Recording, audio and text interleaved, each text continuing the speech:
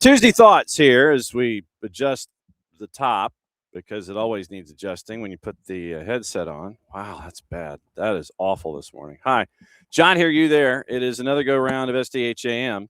And here is the rundown for today. And the rundown for today is going to kind of have this underweaving thread the entire week because of the high school championships that start today, actually. And it is 5 and 7:30 over at NFHS Network. You'll recognize some of the voices that are attached to it. If it is action at St. Pius, then that means it is Justin Hanover and Nicolifi. They are doing the private matchups today. We're going to be catching up with some of the private coaches later on from 10:30 and beyond this morning. If it is a AAA game today, that means that it is Maddie and Jason. Games at 5 and 7:30, and so it is 1, 2, 3, 4. So it's 4 matches today. Multi-screen experience for you, and the rundown just so you've got it. At Duluth, it is Oconee County and Jefferson, and it is two of the great power programs, Blue Bloods, regardless of classification here in the state of Georgia. And I guess this technically is opening kickoff. Brought to us by our friends at Black Pitch Coffee and blackpitchcoffee.com. We're not wasting any time this morning. Starting your day with the most important stories in the game. Right way to start your morning. Black Pitch Coffee, part of the SDH community, showing up at events all over Atlanta. Try their home blend. Made with beans from Brazil and Guatemala. Heavy-bodied, notes of walnut and semi-sweet chocolate and a rich world-class finish. Opening kickoff. Brought to us by our friends at Black Pitch Coffee and blackpitchcoffee.com. Reassembling my notes. AAA, once again, Oconee County and Jefferson. That is at 5 o'clock at Duluth. If you have nothing going on, if you can get out of work early and you are in the neighborhood, go. I'm not kidding. This is a matchup that happened earlier this year. Oconee County won 2-1. In the past, when a team has won the regular season matchup with these two, they've lost the game in the playoffs. So will Jefferson get their first ever state championship in the sport of in girls soccer? For a program that is as storied as the one that Molly McCarty has built, it is stunning when you look at the numbers. That's the one thing that's been missing. I would have sworn up and down going in that they'd had a state championship, but they have not. So Oconee County and Jefferson. Jarrett and I got to call the title game at McEachern a couple of years ago. So we know what this one means. You're going to have a hot crowd in AAA, and it is going to be at Duluth. So once again, 5 o'clock, AAA, Maddie and Jason on the call, Judson Hamby, Molly McCarty, two of the great ambassadors of the sport here in the state, squaring off for the title. It is Team 1 versus Team 7 in the power rankings. In the ratings, it is Team number 1 versus Team number 6. Jefferson has had a boatload of injuries this year. They've lost 5 players at various points this year, whether it's non-contact, skills competition or skills games or in competition early on. They've lost 5 players that they've had to try and figure out how to reorient their system when it comes to the Dragons. But Oconee County and Jefferson, go there if you can. It's a great demonstration for the sport here in the state of Georgia. That's at 5 o'clock over at Duluth. Then at 5 o'clock, same time, over at St. Pius is going to be Nicolifi, Justin Hanover, Holy Innocents, and Wesleyan. And in that one, you heard from Clayton Schmidt, head coach at Holy Innocents yesterday. You're going to hear from Glenn Archer, the head coach at Wesleyan, to wrap up the show today around 11 o'clock. So Holy Innocents knocking off, and they were in the same bracket as Hebron Christian. So Holy Innocents, Team 9, ranked number 4, going up against Wesleyan, Team 2, ranked number 1. So we'll catch up with Coach Archer coming up at 11 o'clock this morning. He's going to be the bow on the morning show before we get you over to Red Clay Tuesday. We'll tease that one coming up in a bit. Nightcaps. Islands and East Hall. We caught up with Coach Brantley from Islands yesterday on Red Clay. We're going to catch up. We caught up with Coach Zimmerman, and we're going to run Alex's interview in Red Clay to lead off today at noon as they make their way to Duluth for the matchup at 7:30. Islands ranked number 2, team number 1. East Hall Team 18 ranked number 7. But East Hall has gone through Johnson, Gainesville, and Oconee County back-to-back before they put 6 on the board in Dexter in the semifinals against West Lawrence. We go over that conversation once again. Alex Zimmerman, the head coach at East Hall, joining us in red clay via tape. And it's the magic of tape because they will be on the road. Also, it is Whitefield and Hebron Christian, your nightcap on the boys' side. That is, once again, Justin and Nick, 7:30-ish start time at St. Pius. We get to catch up with Coach Hellier from Whitefield coming up at 10:30. And we caught up with Chad Griffin yesterday from Hebron Christian, if you missed it, in red clay. So that's that particular matchup. Private boys, 7:30 tonight, NFHS Network, or be there in person over at St. Pius in Northeast Atlanta. And 5, and then that is that's it. So it's those 2 classifications get their champs today. AAA and private. AAA girls, private girls, once again, 5 o'clock. AAA boys, private boys, 7:30. NFHS Network. And it is Maddie and Jason with the AAA games. It is Nick and Justin Hanover on the private side of things. And that is today. We will effort state champs in the shows after they are won, and we will see if we can track them down. So that is what we're hunting for here on the high school side of things today. So the matchup, the rundown is at 10:45. Shannon Coley, the head coach at Coahulla Creek, he's going to be joining us in the in-betweens. His matchup is tomorrow at 5 o'clock, and that one is at St. Pius, and Nick and Justin will have the call for that one. 9:30, bottom of the hour, we get to catch up with Keidane McAlpine, the head coach at the University of Georgia, because something cool is going to be happening in August. And so when we saw this, we were like, oh, we got to jump on that. So we're going to talk about football between the hedges, FUTBOL. And we'll find out the genesis of this idea and what you're trying to get as many folks to be between the hedges to see the FUTBOL in the SEC for the University of Georgia. University of Georgia, James Madison, August 20. We get all the deets, as the kids say, from Keidane McAlpine coming up once again in about 15 minutes. So we'll talk about what happened in the soccer in the spring schedule that ended about a month ago, your takeaways from that. We'll get a lot, obviously, into the idea with the FUTBOL between the hedges, and there are some connections with James Madison and UGA with the coaching staffs to a previous event in the timeline for Coach McAlpine when he was out on the West Coast for the University of Southern California. So we'll get into that coming up in about 15 minutes, and it'll be good to catch up with Coach McAlpine on a couple of different levels. And we'll find out really what this is going to be like. And it's going to be fun. August 20, between the hedges. We'll catch up with them coming up in a bit. Okay. That was opening kickoff, brought to us by our friends at Kickoff Coffee. Wow. Black Pitch Coffee and blackpitchcoffee.com. Read your copy, John. So Black Pitch Coffee and blackpitchcoffee.com. Starting your day with the most important stories in the game, the right way to start your morning. Black Pitch Coffee. Part of the SDH community, showing up at events all over Atlanta.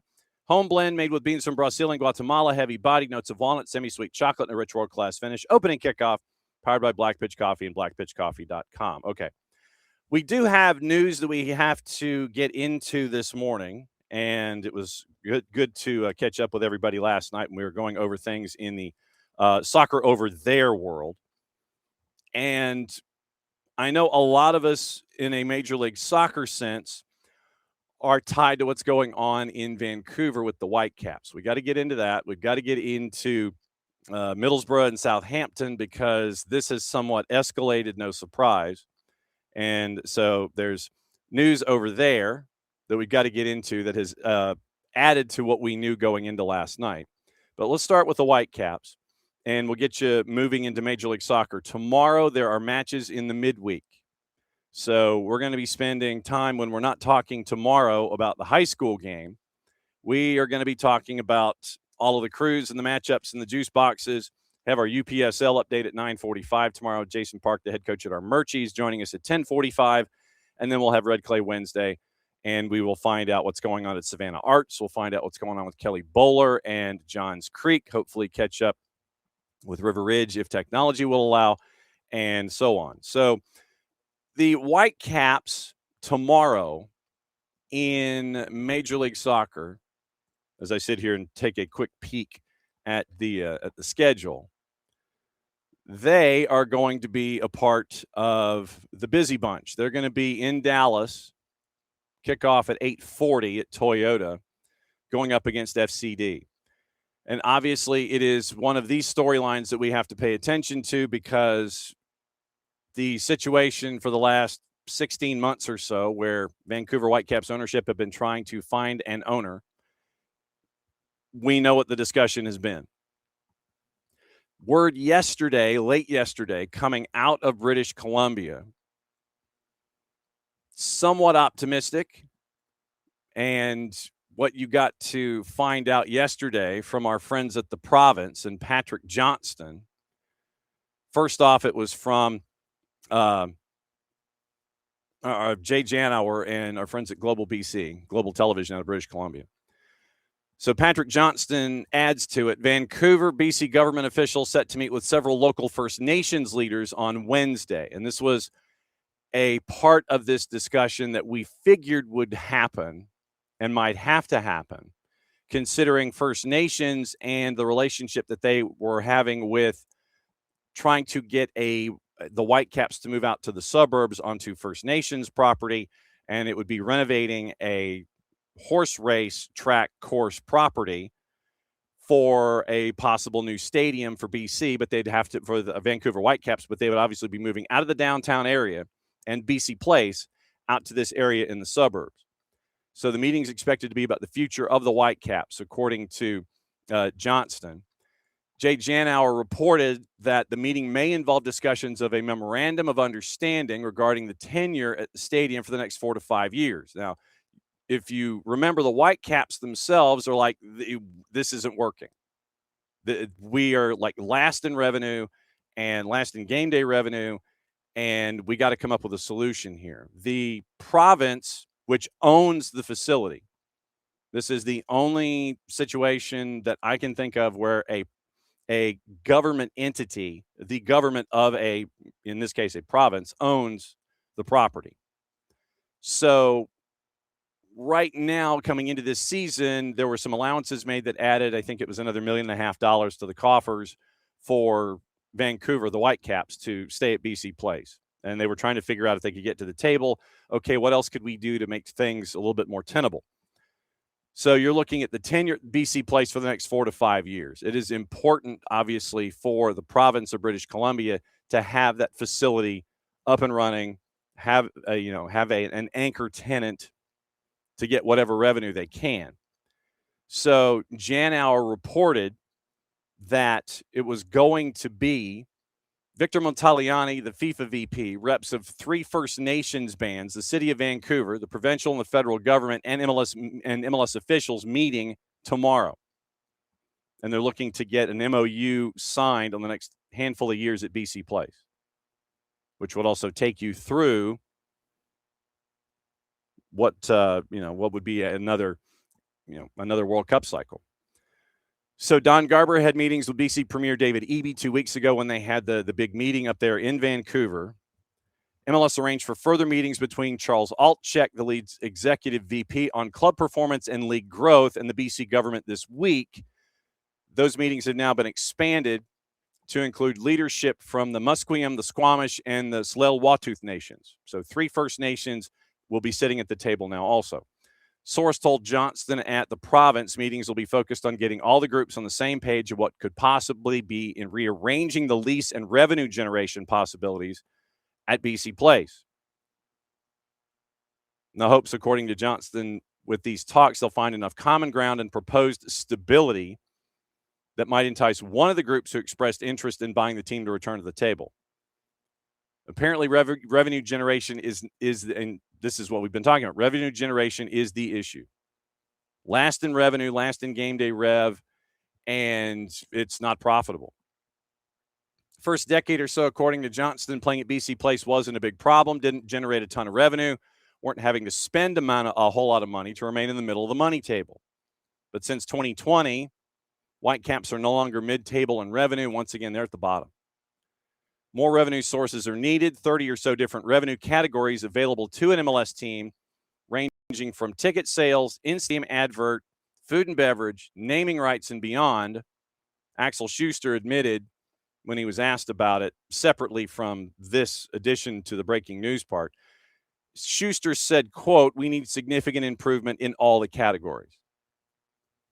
So that's what you're staring at when it comes to Vancouver right now. Hopefully tomorrow is a big day for the province of British Columbia, for the government, for First Nations, for the Whitecaps, and for Major League Soccer. You hope it's those first stages if Vancouver is going to stay as the Whitecaps in Vancouver. Remember, we do have the group that is tied to Nuts, which storage company is it? Which Vancouver Sale, if I could spell Sale. And they wanted to move the club to Vegas. And so that wasn't it. So there we go. Okay. It was Grant Gustafson submitting an offer to Major League Soccer on behalf of an investment group, and this was 2 weeks ago. So Grant Gustafson confirmed to CBC fronting the investment group's bid for the team, but he would move them to Vegas. Stadium owned by the province through Pavco. Jacqueline Peterson, a spokesperson for Gustafson Group, said in a statement investors would privately finance the stadium. Details of the proposal won't be shared while the league deliberates the offer. BC Jobs Minister Ravi Kahlon said the province hadn't seen the Vegas proposal. And this was 2 weeks ago. And so the revenue issues, once again, December 24, put up for sale by the current ownership group, Kerfoot, Luxo, Mallet, and Steve Nash. And the statement that sticks with everybody is over the past 16 months, we've had serious conversations with more than 100 parties. No viable offer has emerged that would keep the club here. That does not mean, as it was reported in other places, that they've turned down 100 offers. That does not mean that. That means that someone can walk in the door, kick the tires, and sit there and go, "Hey, I'm interested. What are we doing?" And then if you don't agree, you don't agree. But there were published reports that were saying that the Whitecaps ownership group had turned down over 100 owners, prospective owners, and opportunities. That simply is not the case. They didn't turn down over 100. 100 walked in the door and they couldn't agree. So there's a big difference there in the notion of turning something down. That didn't happen. So Vancouver is up for sale. Last in game day revenue. BC has offered up another $1.5 million to help out. And now you're going to have hopefully this big meeting tomorrow. 3 First Nations, FIFA's VP Victor Montaliani, Whitecaps, all the folks that you would need in a sit down, hopefully in a large room, hermetically sealed glass, matching glass table, highfalutin leather chairs. We'll see what happens. Or maybe it's just, in a conference room someplace and they've got lunch. Hey, let's sit down. Let's kind of have lunch. We'll find out what's going on. And hopefully we can sit here and try and hammer something out. So right now, that's where we are. You're looking at a memorandum of understanding, hopefully figured out over the next 5 years for BC Place, the 3 First Nations, hopefully coming to the table. You did have the interest from First Nations to build a facility out in the suburbs.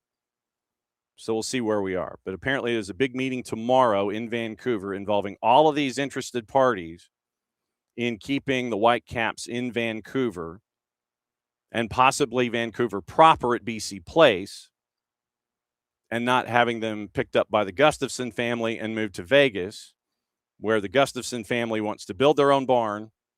And obviously it'd probably be one of these big live, work, play things. It is not the bid that we heard about in Vegas, where it would be $1 billion with a B, double extra large funds, and a 50,000-seat soccer stadium. That is a separate bid that is not attached to what we've been hearing about from the Gustafson family. The Gustafson family also admitted in some circles that, the stadium would not be ready at day one, so they would have to find an alternate place to play, parenthesis, probably Allegiant Stadium, and you'd have to figure out the grass in that facility because you're getting more and more things in Allegiant if that were to be the case. But all these folks that are going to be at this meeting tomorrow in Vancouver are hoping to find a way to keep the Whitecaps downtown and come up with the next plan for the next 4 or 5 years to figure out how they want to make this fly. So obviously we'll keep an eye on that tomorrow. And when you've got all of these things going on involving the Whitecaps, especially as the World Cup is coming, you want it to be a showcase for Vancouver. You want it to be a showcase event for the building, the town, all the things. We've caught up with their organizing committee, and BC Place is right there on the water, central to all of the entertainment that's going on there in town. So it's an interesting situation here. What comes out of the meeting, hopefully you end up with paparazzi, you end up with shiny flash photography, and a bunch of folks walking out to cars before they head to the airport. No questions, people wearing sunglasses, waving hands in the air. And you might have, say, Greg Kerfoot and a couple of folks from Vancouver trying to figure out what to say in front of a massive assembled cameras. Our time, that's probably going to be later in the day, early evening tomorrow. Obviously, we'll keep an eye on that and then have more on Thursday as we go. So that's your Vancouver update for anything and everything that's going on involving the Whitecaps, Major League Soccer, and a busy schedule tomorrow. By the way, schedule tomorrow practically has almost everybody. 3, 6, 9, 12, 14 matches tomorrow. Various times going all the way from 7:25 all the way through 9:30 kicks before Saturday loads up, and that's when Atlanta takes over in Orlando. And that reminds me, I've got to write Mike Gramajo a letter. I've got to write him a note to see if he can end up. It will be, let me see here. Mike Gramajo. There we go. All right. So I've got that squared away. I'm not going to write him like this second, but obviously I will let you know what's going on. But we're going to try and have Mike Gramajo on. He's going to be very, very busy with us. Hopefully Friday morning batting leadoff, and then Tuesday and or Wednesday discussing Open Cup. So it's going to be busy times involving Mike Gramajo from West TV down in Orlando to discuss the Purple team and what they're going to be doing with Atlanta. But yeah, more than a dozen matches tomorrow.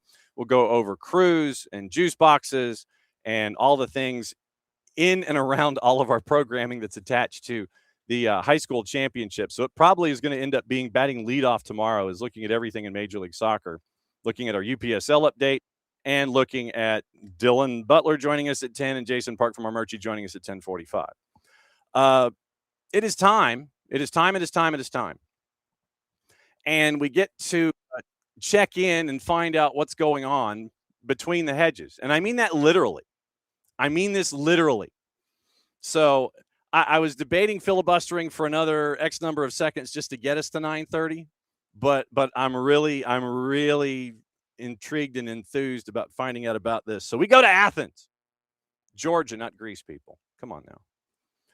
Coach McAlpine, good morning. Great to see you. Oh, I don't hear you. You look great. Okay. So I see the microphone triggered, but I don't hear you. There it is. Oh, talk to me, Coach. Good morning. Can you hear me? Yes, there we go. There we go. All right. The pride of Huntsville, Alabama. It is time to catch up with Keidane McAlpine. And this is a first. First off, welcome to the morning show, sir. Thank you so much. Thank you for having me. And all the chaos that is attached. There is a reason that we have you here. Actually, there's a couple of reasons. I do want to ask about the spring and what you learned about yourself in the spring, which ended about a month ago. Yeah. But I want to talk about what's going to be slated for August. And it is a very cool thing that UGA soccer is looking to do, and that is blow up attendance records when it comes to soccer. And I mean that in the most friendly sense possible, because It is James Madison, and it is the University of Georgia in August between the hedges, where the football is FUTBOL. It is not FOOTBALL. I Yes. love this idea. Break this down, and we'll dive into the weeds here on it. But break this down for us. Well, we had a unique opportunity, right?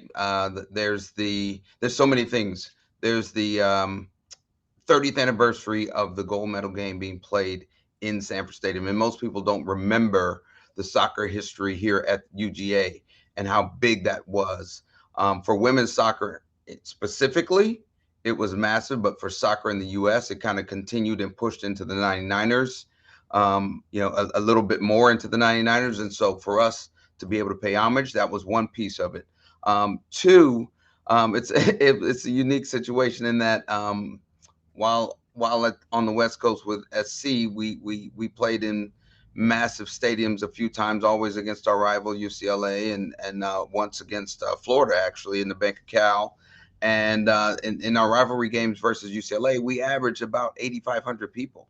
And in one game, we actually got to 11,000 plus. And so it was a unique way to kind of honor that. And the coach that we're playing against at James Madison was part of that UCLA staff. And so it was a fun way to kind of piece all these things together and really see if we can't elevate women's soccer again, but the collegiate side. How far back a thought process was this? Was this just something that, you're having lunch over at the varsity one afternoon and it's like, hey, why don't we do this? How far back are we talking here to come up with this notion? Well, always thought about it. I'm like, man, it would be really fun for our players to play in there, right? And as we, look to potentially looking at the World Cup and thinking about teams coming in and potentially playing in there, it was like, wait a minute, there might be an opportunity here, and with women's soccer starting a little bit earlier, football, the American kind, following a little bit later. There's a nice little carve out for us to potentially play before they really get going, and which is optimal for a game like this. So it probably has been about 6-7 months really kind of cooking it up and thinking about the details, and then the ding went off, the bell went off when you started thinking about the Olympic piece of it. And you're like, wait a minute, if there's ever a time to do it, this is it. And so it all fell into place. Kirby was fantastic. Josh Brooks was fantastic. And so here we are. When you have the to-do list, and I always like to ask coaches, administrators, front office folks, when it comes to either birthing a franchise or having an event like this, I know there's always a to-do list. Yeah. And I don't know where the to-do list is. I mean, it could be on, one of these binders like we had when we were in high school. Yep. These notebooks. Could be a Gmail thing where I'd be sitting there going, how do I access my Gmail to look at the G Drive and all of these shared documents? Could be on it could be on that whiteboard behind your right shoulder, tucked away in the corner, where it could be a bunch of different lines and arrows and thoughts and things like that. This big 6-foot by 8-foot thing with different colors, red and black and arrows and everything. Where is that to-do list currently to make this event sing?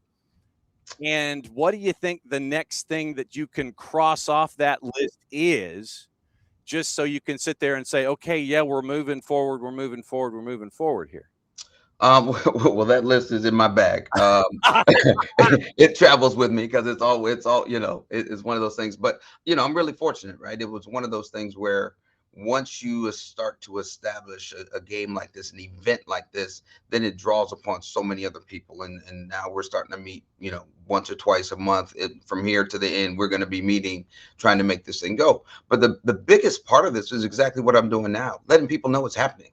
Whether it's and seeing if we can't, get U.S. Soccer a little bit more tied in, see if we can't get Atlanta United as they add a new team to jump on board with this, to see if we can't get all of the local clubs, and I say local, from Tennessee to Alabama to Georgia to Florida, all locked into this, to see if we can't get people to fly in for an event like this, because in this change of landscape world, this is an event that could actually get a lot of views and allow women's soccer in particular, our athletes, to be forward facing in a major way. And I think that's a wonderful thing in this day and age to be able to push out there. I would imagine, though, that if somebody comes in from Tennessee, orange is not allowed to be worn in the building. Garnet is not allowed. If You know, for an event like this, as long as they're cheering for the SEC, I'll let them wear whatever color they want. Okay.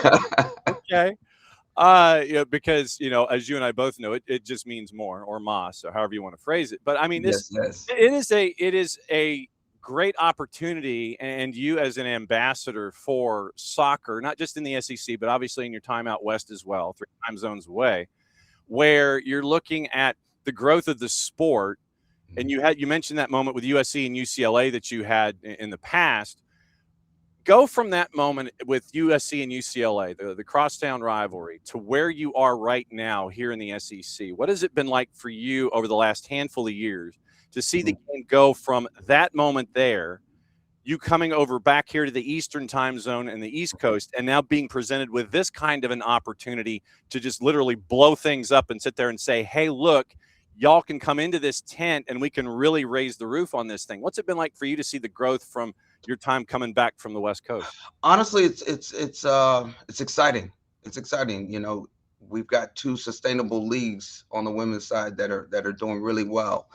The opportunities for women to play not only here in the States, but to play abroad in multiple leagues, to see the growth of the youth game, to see more and more commercials, to see women's sports in general on the forefront, to go from there where you're competing with everything else that's going on in LA, and to get those kind of crowds coming here where there's a little less of that, but a lot more tradition and fandom in and around the school, the SEC, the region in general. I'm hoping this region shows up in the way that we were able to get LA to show up for a game like this, because the sport, the game, the World Cup happening, all of these things kind of right in this window of time lends itself for a really exciting game, 2 really great teams. But women's soccer to be showcased in a way, especially collegiate women's soccer, while the pro game is growing and continue to climb, we need to still showcase these collegians, because for some of them, this will be their biggest stage. But for many of them, they'll go on and continue to play. And that's the exciting piece.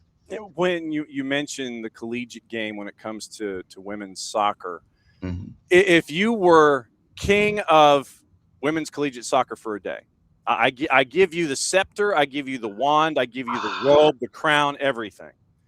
If you had a day where you're wearing that outfit, and obviously the robe is going to be red and black, obviously. Mm-hmm. Yes. You got the crown, the scepter, the magic wand, the robe, the whole thing.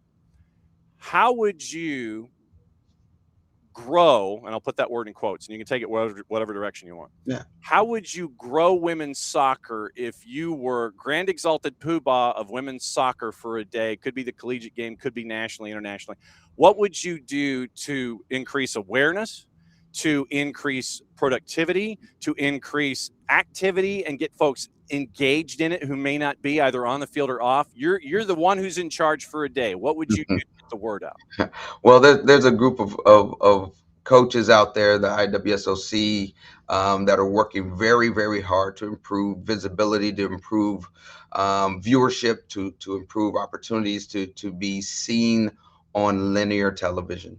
I mean, as you watch the growth of some of the other collegiate sports, that is the next space for us to conquer. And we're going to start, some preseason events similar to those in other sports, the basketballs, even in football, those tournaments, for lack of a better word, to see if we can't get more viewers in on the show. We're also looking to do some things where we have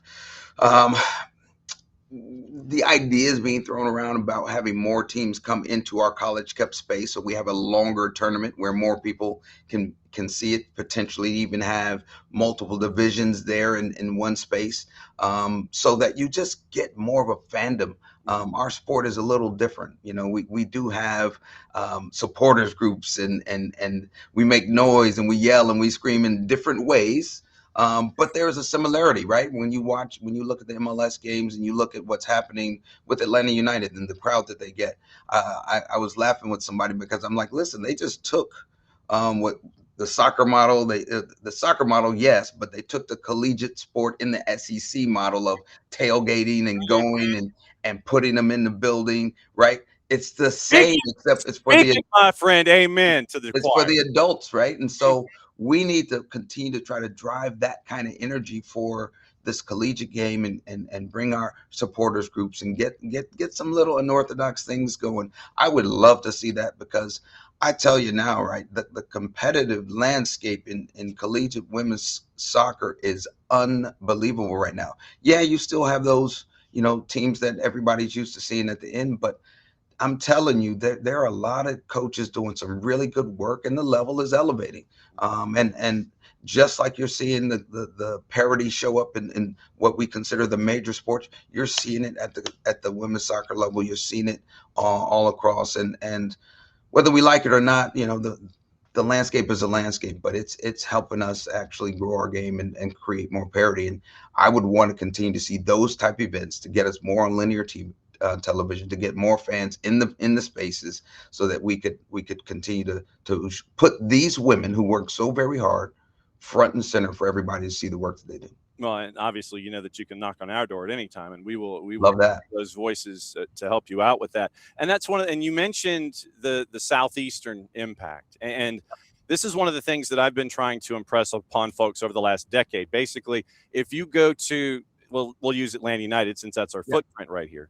If you go to an Atlanta United game, they have taken that SEC college FOOTBALL experience, and transferred it into what we're seeing with the FUTBOL. And so that's why you've got all of these crowds, all this fever, all these groups, all this noise and excitement. It's just been moved over to soccer, and I know if you and I are sitting here, we're sitting down, we're breaking bread, on Broad. It's like, we figured this was going to be the case. Everyone else outside of the Southeast seems to be genuinely surprised that this is the response that is happening in the southeastern United States. But the Southeast, to paraphrase, the Southeast got something to say, and you're seeing that transferred over. This doesn't surprise me. It doesn't surprise you. Not at all. It seems to surprise everybody else outside the Southeast. Well, I mean, it's funny. I had an assistant one time when we were on the West Coast that, was from another footprint. I won't even mention that footprint, but was from another footprint. But we were able to come down and play. I think we played Auburn and Georgia at Auburn. But I used some old friends and let them go into the football game, and all of a sudden, to see the tailgate experience, to go through that tailgate experience, to come into a game, to see the event that is just in a game like that, all of a sudden it made sense why we talk about the way we go about our business down here, the way we have so much reverence for it and so much excitement about it.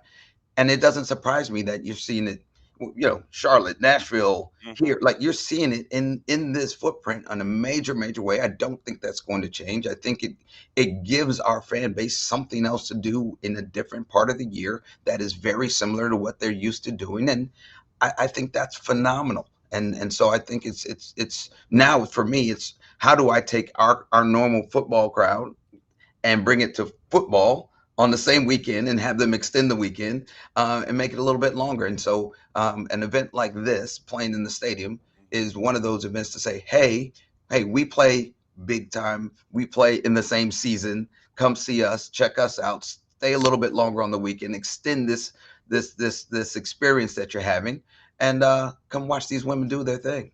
And this is not going to be another situation where the hedges are removed and taken someplace. They're staying.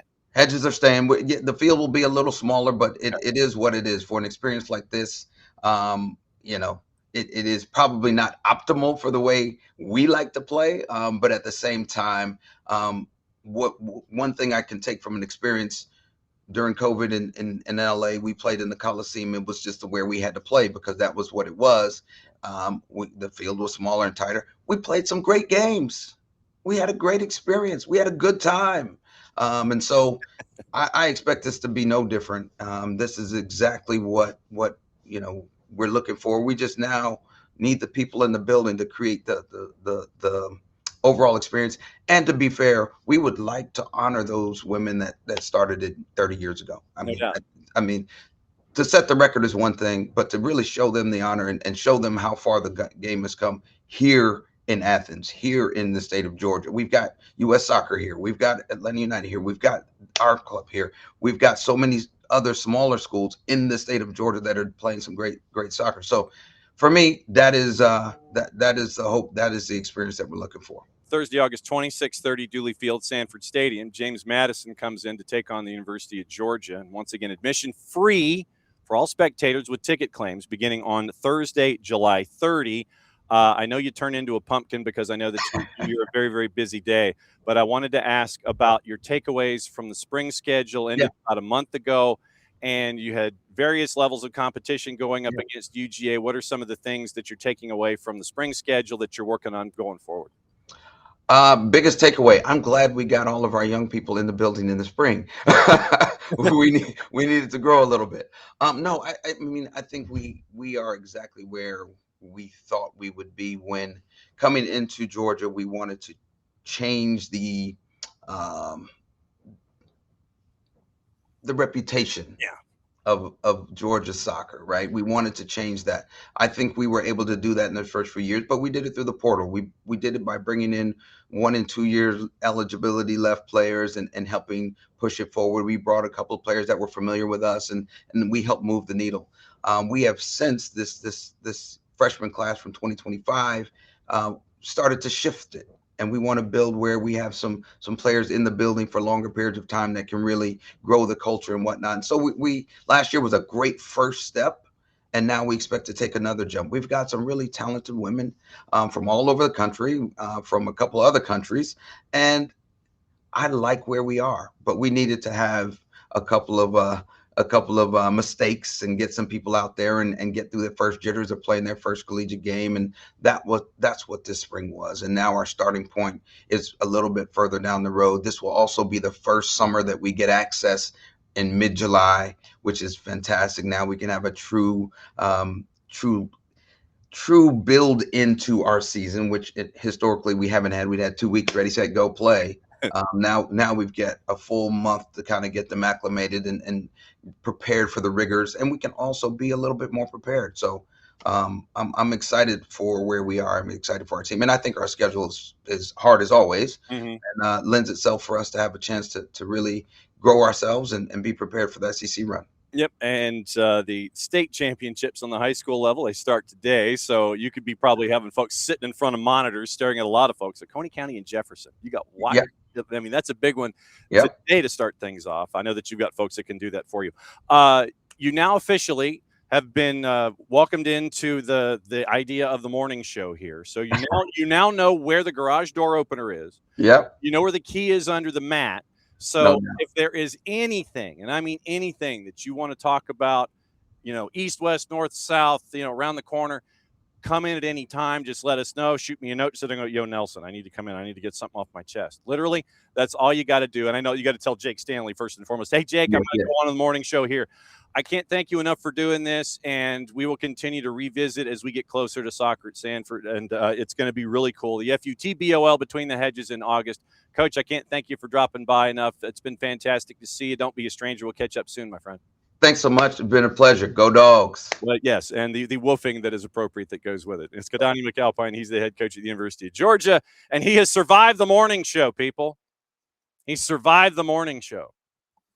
Thanks once again to Jake Stanley and everybody at UGA for helping us out there with Coach McAlpine, and it was great to catch up with him. So first time ever to have Coach on the morning show to break everything down here when it comes to a very, very cool event. A very, very cool event that is going to be at Sanford Stadium, Dooley Field and Sanford Stadium. Thursday, August 20th, 6:30, soccer in Sanford, UGA and James Madison, the home regular season opener for UGA.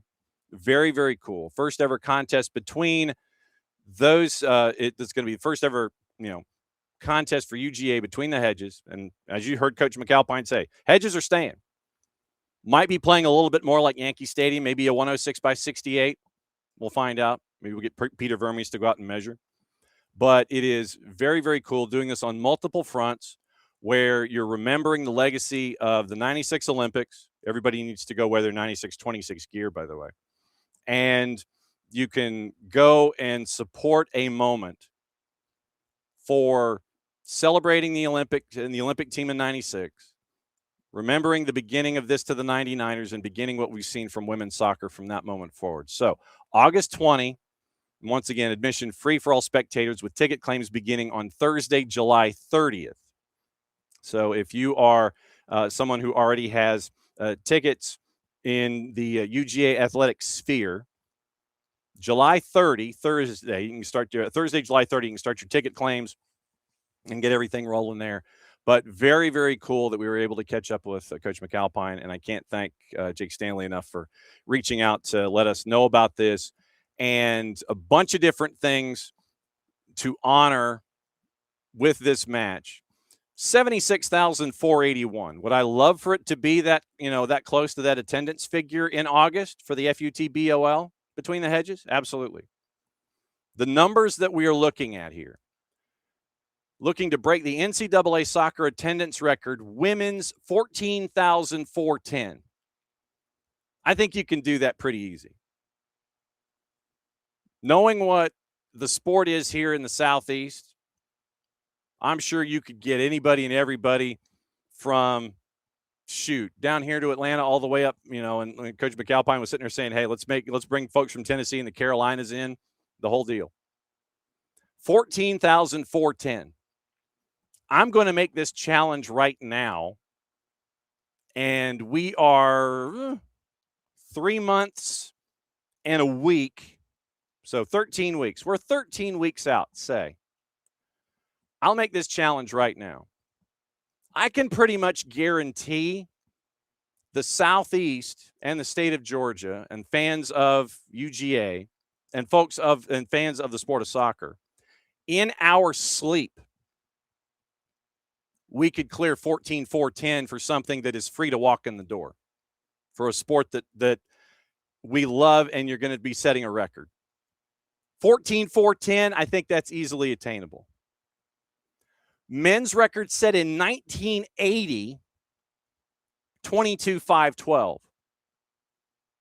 I think, once again, issuing a challenge to the Bulldog faithful and to the soccer faithful, I think you could get 22,512 pretty easy. When She Believes was here, downtown Atlanta, for the U.S. Women's National Team, you're getting 53,000.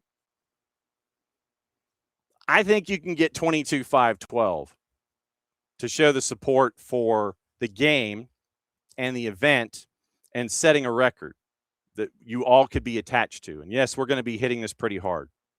I guess we're just kind of warning we're warning the University of Georgia right now. Yes, we're going to hit this as hard as you will let us. Odds are we're probably going to be up there Thursday and or Friday for the morning show to let you know what was going on. But yes, so the 20th and the 21st of August, we're probably going to be locked down in Athens. But 14,410 and 22,512, I think that's easy. By no means does that mean that we ought to sit there and just go, well, you know what? We ought to just go ahead and, we'll wait. No, you don't want to do that. You don't want to wait.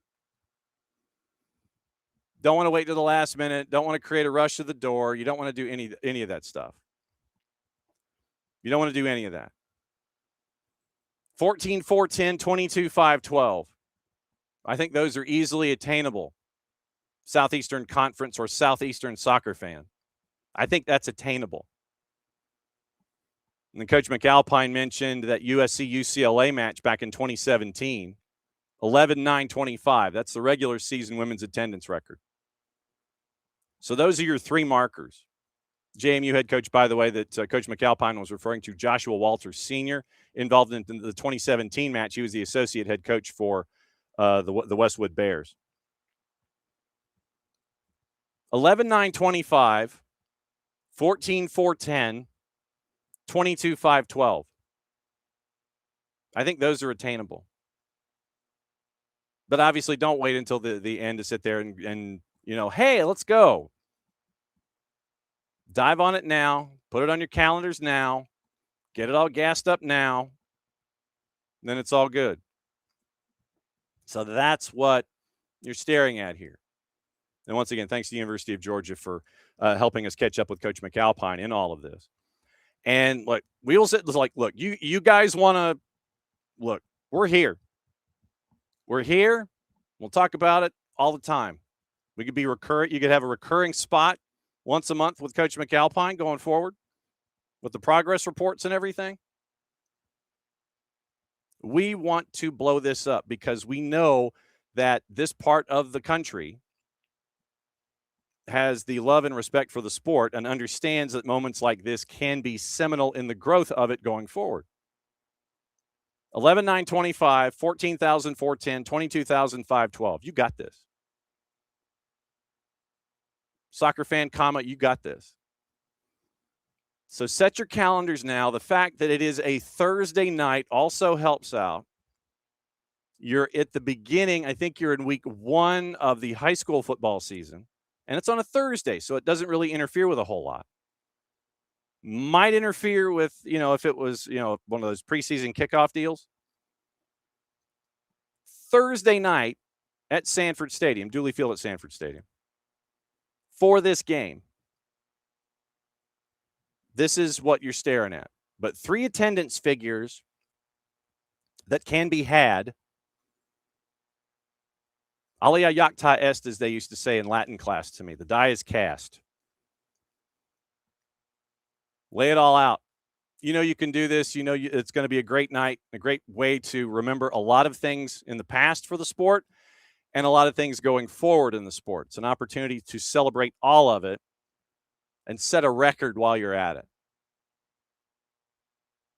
So August 20, Thursday night, 6:30, Dooley Field, Sanford Stadium, soccer in Sanford. James Madison at the University of Georgia. Can't wait. Really looking forward to it. So once again, thanks to UGA and thanks to Coach McAlpine for dropping in and hanging out with us to break it all down. Give us our first taste of this now that the announcement has been made. And David goes, I know SEC football has media days in Hoover, and since not all SEC and ACC have soccer teams, I think we need to get joint soccer media days at the U.S. Soccer Training Ground this summer. Schedule some skills exhibitions the following day for men's and women's stars and players. Well, David has put it out there. David has put it out there. We need to have something at the Arthur M. Blank U.S. Soccer National Training Center. Have joint media days there. And you could do it in the indoor facility. I mean, you could have the stations with the players and do that. And the way that they had it in the indoor facility, you've got the dais that you can construct. Shoot, that's a great idea. Do something central. I mean, you're flying into the Atlanta airport. You're driving 20 minutes. You end up at the facility. So if you had Southern, I'm trying to figure out how to phrase it. Southern Soccer Media Days. Southern Soccer, something like that. Southern Soccer Media Days, where and what I would do, I'd even go further. Since you've got that facility there, blow it up. Conference USA, you get all of the teams in the footprint or all the schools in the footprint.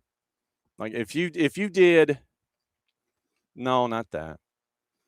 So if you went and decided to, let's say we decided to have Southern Soccer Media Days, and you wanted to have the SEC, the ACC, and like I said, we are literally spitballing an idea about the growth of the game right now. What you do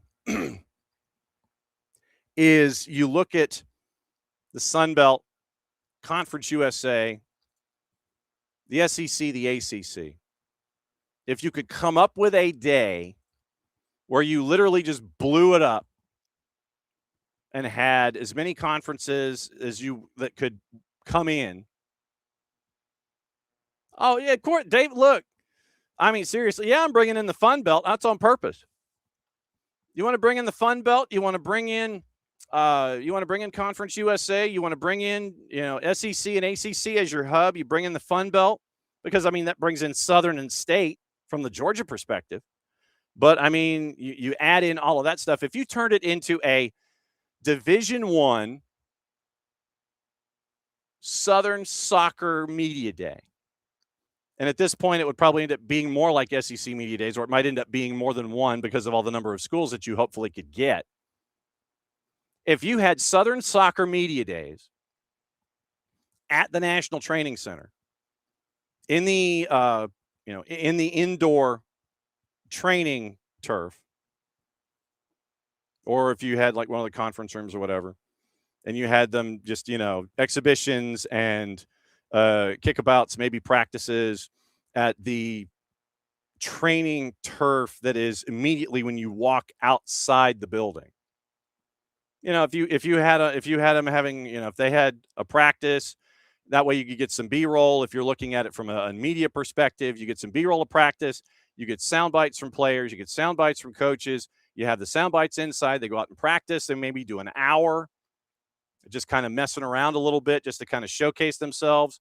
You do that for everybody that wants to show up. You kind of cut the field into halves or thirds, and you do it that way. You have them going from east to west or something like that. If you turned it into a Southern Soccer Media Days where you brought in those four conferences just off the top of my head, and you did it like a 2-day thing, like a 2-day thing, and you just marked it out. Or if you did it downtown and you did it and, you had them practicing at Georgia State or something like that, and you did the interviews at GSU Arena and they practiced at Georgia State or something like that. Anything to bring the game into a centralized location. But obviously, the number one would be to have everybody go down to National Training Center and as many conferences as you could orchestrate, SEC, ACC, Fun Belt, and Conference USA or whatever. Men's, women's, put them all in one place. Your one-stop shop for growing the game on the collegiate level, you do that. There you go. And then obviously SDH would be there at Media Days, and we would be just there the entire time. It would be like other networks when they're at their Media Days covering the FOOTBALL. We would be there for the entire Media Days for the FUTBOL. Let's make this happen, America. Let's absolutely make this happen. Let's do this. Southern Soccer Media Days in a perfect world at the Arthur M. Blank U.S. Soccer, the Arthur M. Blank U.S. Soccer National Training Center. In a perfect world, that would be the place to do it. Like I said, fly folks in, get them 20 minutes for the airport to the National Training Center. Boom. Bring folks in vans or what have you. Blow it up. There, I've said my piece. David started with the idea, and I'm just running with it. So there it is. All right, that's hour number one. And, we pretty much blew up hour number one. Helping the game grow, that's what we do. But, seriously, if the University of Georgia wants to come in here and give us updates and talk about stuff and knock it down over the next 3 months before we head up there to cover this event, we'll do it. Because it's a great idea, a fantastic notion to grow the game. It's a chance for us to all once again break bread and see one another. So there you go. All right. News and notes for the next little bit. We'll kind of keep an eye on things and we'll let you know what's going on. Once again, bottom of the hour is when we start our coverage of the high school championships for today. Whitefield Academy, Coahulla Creek, Wesleyan, 10:30, 10:45, and 11 o'clock. Red Clay at noon. Visits to East Hall, Thomasville boys and girls. And that's where we are today. Then we're taping some stuff this afternoon so we can run it tomorrow because of coaches and not wanting to get them caught on the road, those kinds of things. So we'll see. We'll see what's going on. But got to get into a couple of things off the field, and it's having to do with the promotion playoff. Southampton is now launching an internal review into Middlesbrough's spying allegations. The Saints are requesting time, and this is from Ben Fisher at The Guardian there, requesting time to complete the process thoroughly. The second leg in the playoff is today. Southampton confirmed that they've launched an internal review into allegations one of their analysts spied on a Middlesbrough training session. Southampton, who host Borough today, have asked for the full context to be established before conclusions are drawn, end quote. EFL charged the club with misconduct on the eve of the first leg draw. An independent disciplinary commission will determine any punishment with potential sanctions ranging from a fine to expulsion from the playoffs. Middlesbrough, who believe they caught a member of Southampton's backroom staff on their premises last Thursday, 48 hours before the first leg, which was a goalless draw, are adamant, and this is where you would put your index finger and point it skyward, the Saints should not receive a financial penalty in the event they are found guilty. Southampton have not accepted or denied the allegations. Chief Exec Phil Parsons said in a statement, and I'll paraphrase it, fully cooperating with the EFL and the Disco, whilst also undertaking an internal review to ensure all the facts and context are properly understood. Given the intensity of the fixture schedule and the short turnaround between matches, we've requested time to complete that process thoroughly and responsibly. We understand the discussion and speculation that has followed over recent days, but we also believe it's important that the full context is established before conclusions are drawn. There are folks that are not as patient as Mr. Parsons. Middlesbrough are seeking a sporting sanction. Sources indicated Middlesbrough would prepare for the playoff final regardless of whether they win the tie against Southampton or not. Middlesbrough head coach Kim Hellberg told his pre-match presser yesterday he has a plan for every day up to the final on May 23rd in terms of his players' training regime. Even if Middlesbrough lose the second leg after the goalless first match, uncertainty of the situation means Hellberg will bring his squad back to T's side tomorrow and await news from the EFL and their independent disco.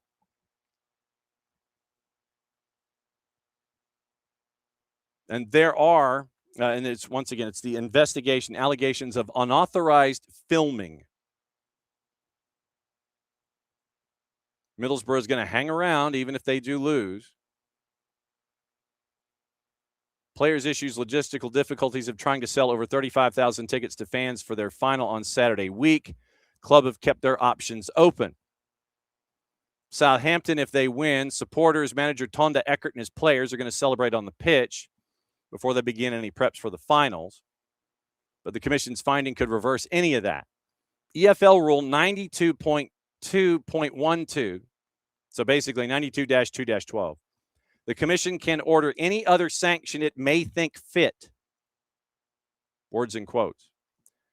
Southampton could be removed from the playoffs. Fine might be an outcome, which is what happened when Leeds, and we've always referenced this moment with Marcelo Bielsa, where Leeds was, he ordered an analyst from his staff at Leeds to observe a Derby County training session. Borough have yet to receive proof from other championship clubs at Southampton, who have not lost in the division since January 17th, had also spied on them. Having described Southampton's behavior as cheating last Saturday, Tonda Hellberg wanted to move on, obviously. Hellberg said his players had been practicing penalty kicks on Monday in case the second leg goes all the way to a shootout, worked on the drill also last week.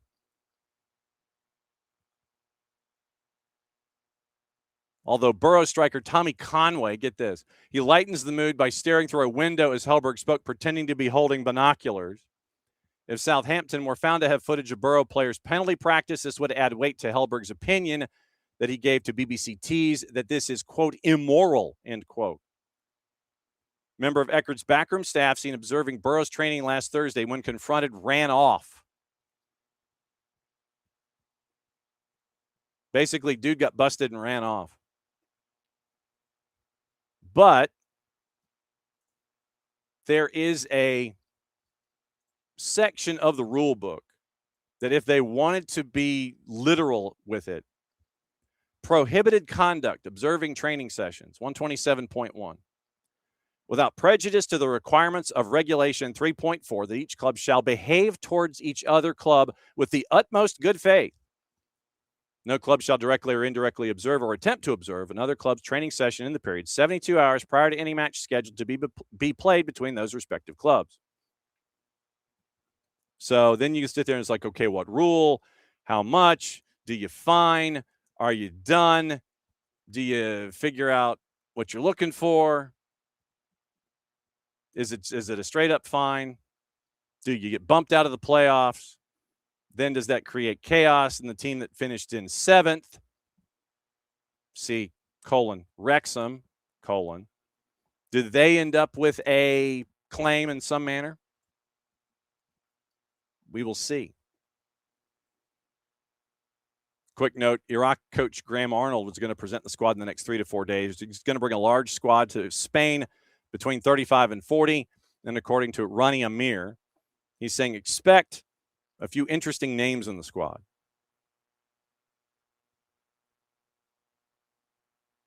Remember we were talking yesterday with Bart about West Ham and the disallowed goal with Arsenal? The full VAR audio, just to give a heads up, is going to be played out on the match officials mic'd up on the BBC tonight.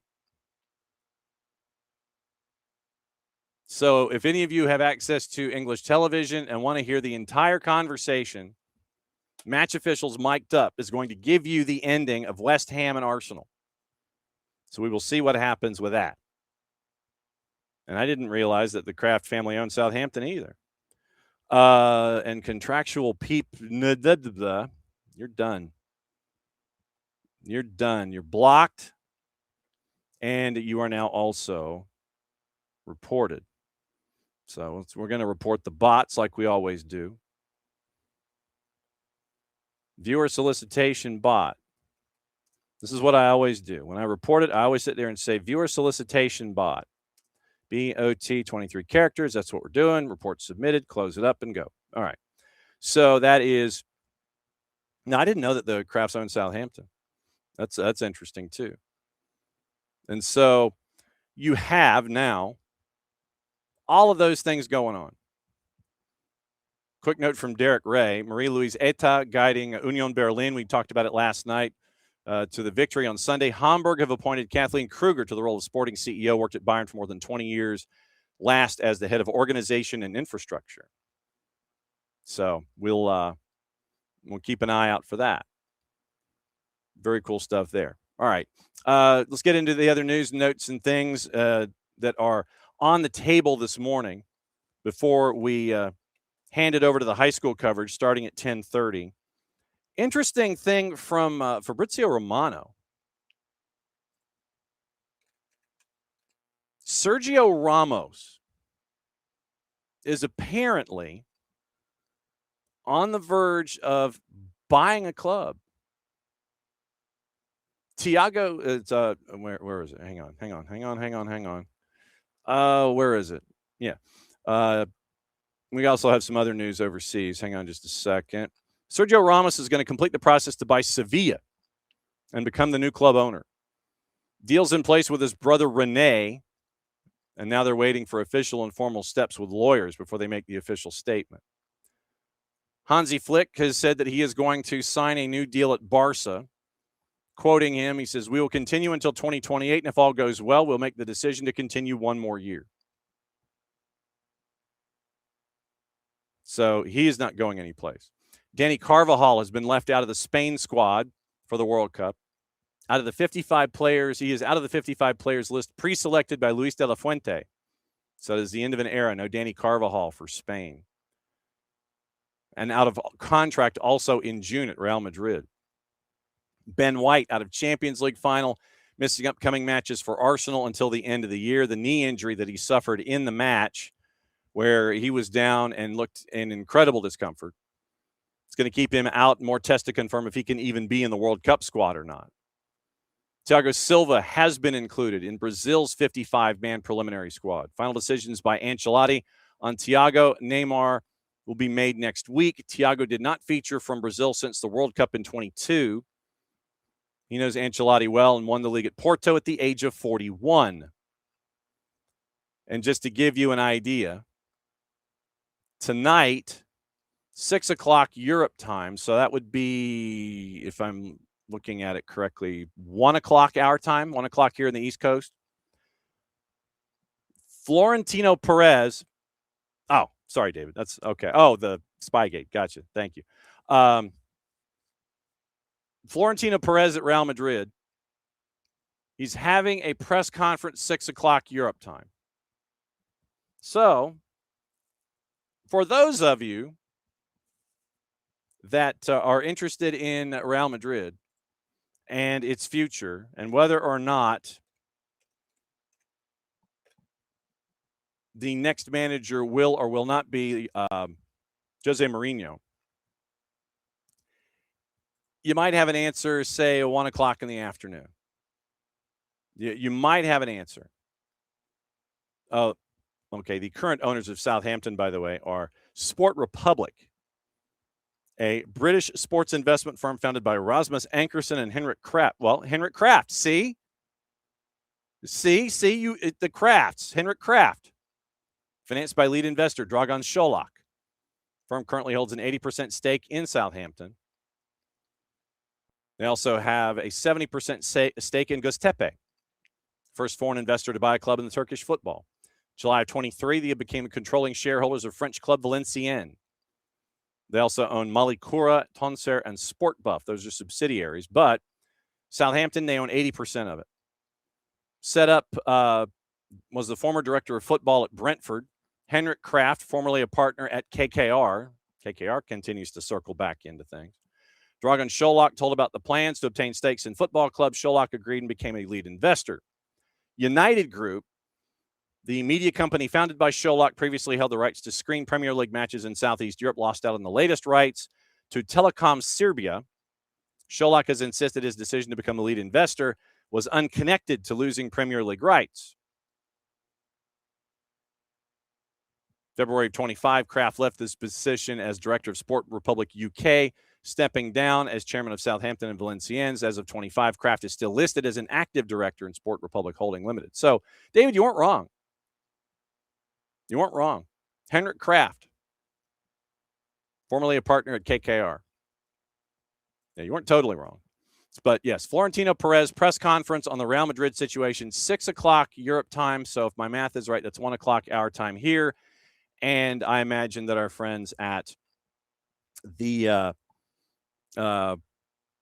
nuts, what's the show in Spain that drives everybody crazy? That show I can't think of off the top of my head. They're going to be all over it starting at 6 o'clock tonight. The drama will be there. El Chiringuito. Took me a second. So, yeah, El Chiringuito, yeah, they'll be paying attention to that starting at 6 o'clock Europe time later tonight. Okay.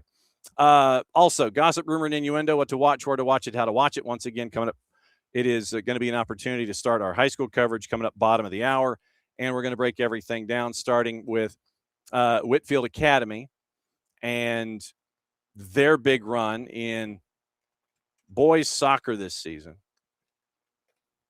And so it'll be great to see what is going on with them. Once again, they are number 5 in the state of Georgia, number 6 nationally ranked.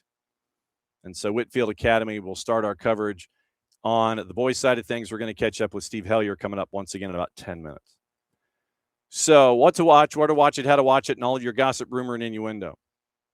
Liverpool's move to sign Villa keeper Emiliano Martinez gaining momentum. Team Talk reporting that the Reds are assessing their options in case Allison leaves in the summer. Juve hoping to sign the Brazil international who only has a year left on his deal at Anfield. Meanwhile, possibility of bringing in Emi Martinez has alerted other clubs alongside Liverpool and Villa who are looking at Manchester City's James Trafford as a replacement. I was going to say, I'm waiting for the moment that Manchester United chases after Manchester City's James Trafford, so you'd have Trafford at Old Trafford. Speaking of United, they want to make at least 5 signings in the summer, according to the 3-letter paper. So take the information at your own peril. Intention is to bring in 3 midfielders, a left back, and a backup striker. Forest's Elliot Anderson, Newcastle Sandro Tonali, Crystal Palace's Adam Wharton, Brighton's Carlos Baleba have been tracked. Informal dialogue has been held with the reps of Wolves' Joao Gomes and West Ham's Mateus Fernandes, who are admired. Likely also that there's an opportunity to sign Real Madrid's Aurelien Tchouameni for left back. Arsenal's Miles Lewis-Skelly has been recommended as an option to compete with Luke Shaw. Real Madrid have held long-term discussions regarding Juve attacking midfielder Kenan Yildiz, according to Tuttosport. It would be almost impossible, according to the 4-letter, for the 21-year-old to leave the Bianconeri this summer after renewing his contract, but Los Blancos want a preemptive right to sign the Turkish international if he decides to leave in the future. Could be also players going the other way in a swap. Real Madrid possibly holding an option to re-sign. Forwards Brahim Diaz and Gonzalo Garcia have been linked. Dusan Vlahovic linked with Bayern Munich, AC Milan, West Ham, and Manchester United, according to Corriere dello Sport. 26-year-old's contract expires in the summer. No guarantee the two parties will be able to agree on a renewal. Bayern have already come forward saying they're interested. Milan could make a move if Allegri stays. West Ham and Manchester United have been reportedly interested since last summer. PSG are not looking to sign Julian Alvarez from Atletico de Madrid, which opens up a move for Barcelona as they're looking for a replacement for Lewandowski, as reported by Sport. You got all that? Despite reports elsewhere linking Le Parisien with the 26-year-old Argentina international, he isn't currently in Luis Enrique's plans, but Barca could face competition from Arsenal to complete the signing. Other signings, other rumors. Some Premier League clubs, and Nicola Shearer, God bless him. How's this for vague? Some Premier League clubs have shown interest in US M&T and Monaco striker Valérien Balogun. I am interested in an increased bank account. I'm interested in getting my car cleaned. I'm interested in getting the spills on the passenger seat taken care of by a deep cleaning. Some Premier League clubs have shown an interest in Valérien Balogun. The specificity there is amazing. That's from Nicola Shearer. Juve interested in signing Manchester City pair Bernardo Silva and John Stones as free agents. Also looking at Bayern Munich center Kim Min-jae, Real Madrid defender David Alaba, and Liverpool keeper Alisson. That's also from Tuttosport. Liverpool, Newcastle, and Everton interested in Jared Bowen, who could leave West Ham even if they stay up. That's from the 4-letter paper. Take the information at your own peril. Atalanta midfielder Ederson willing to join Manchester United, while Atletico de Madrid will not try to sign the 26-year-old due to the €50 million fee required. From Team Talk. Liverpool determined to sign Red Bull Leipzig winger Jan Diomande in the summer, despite the transfer being valued at €100 million. That's also from Team Talk. Striker Serhou Guirassy wants to leave Dortmund with AC Milan, Spurs, and Fenerbahce. Currently, the main clubs interested. That's from Sky Germany. Newcastle, Chelsea, Juve all want to sign Al Hilal striker Darwin Nunez. That's from Football Insider.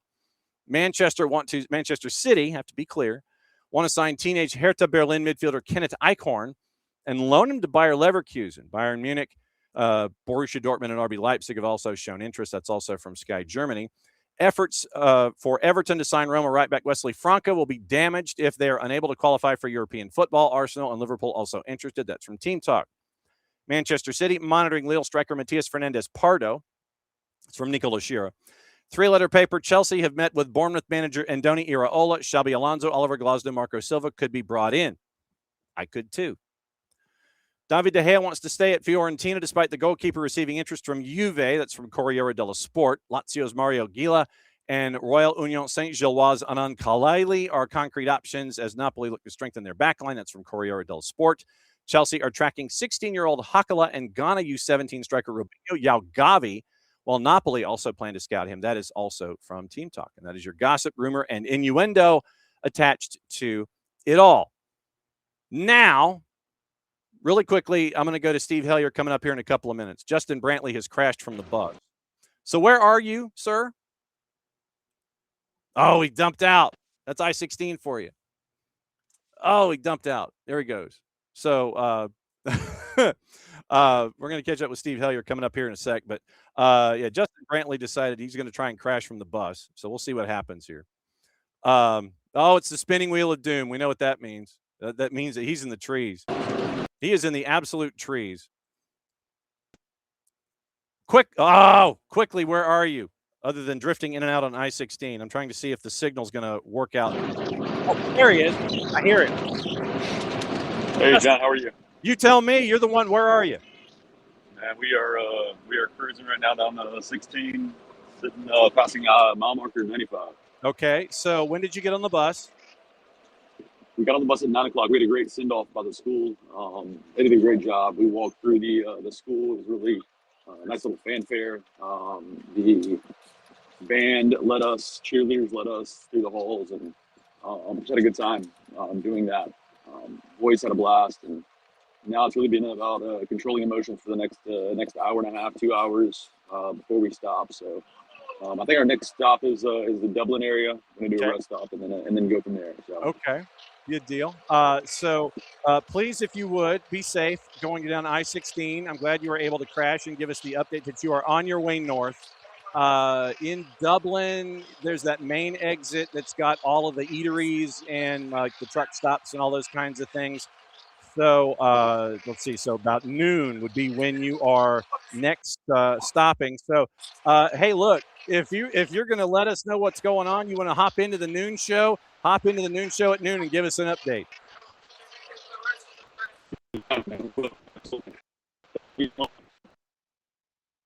All right. Well, like I said, if you want to stop at noon and report from Dublin, go for it.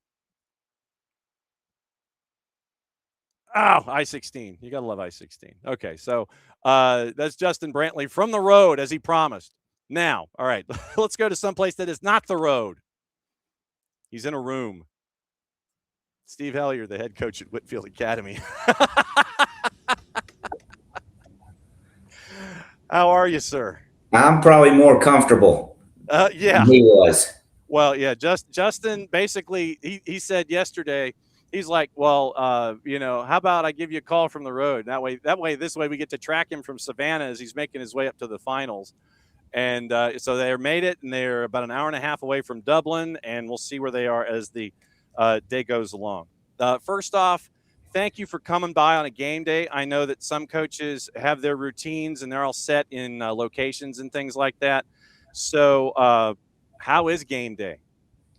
I mean, I've tried to figure out what the trick is to game day. But one of the things that I was thinking about heading into this one is we probably just need to handle it like every other game day we've had this year because we've been pretty successful. Mm-hmm. So honestly, we're just kind of going about it the same way we have for the past 2 months, and just a little just laid back and comfortable, and it's good. It's guys are going to class and they're spending seniors are out, so I'm praying they're making good decisions right now. But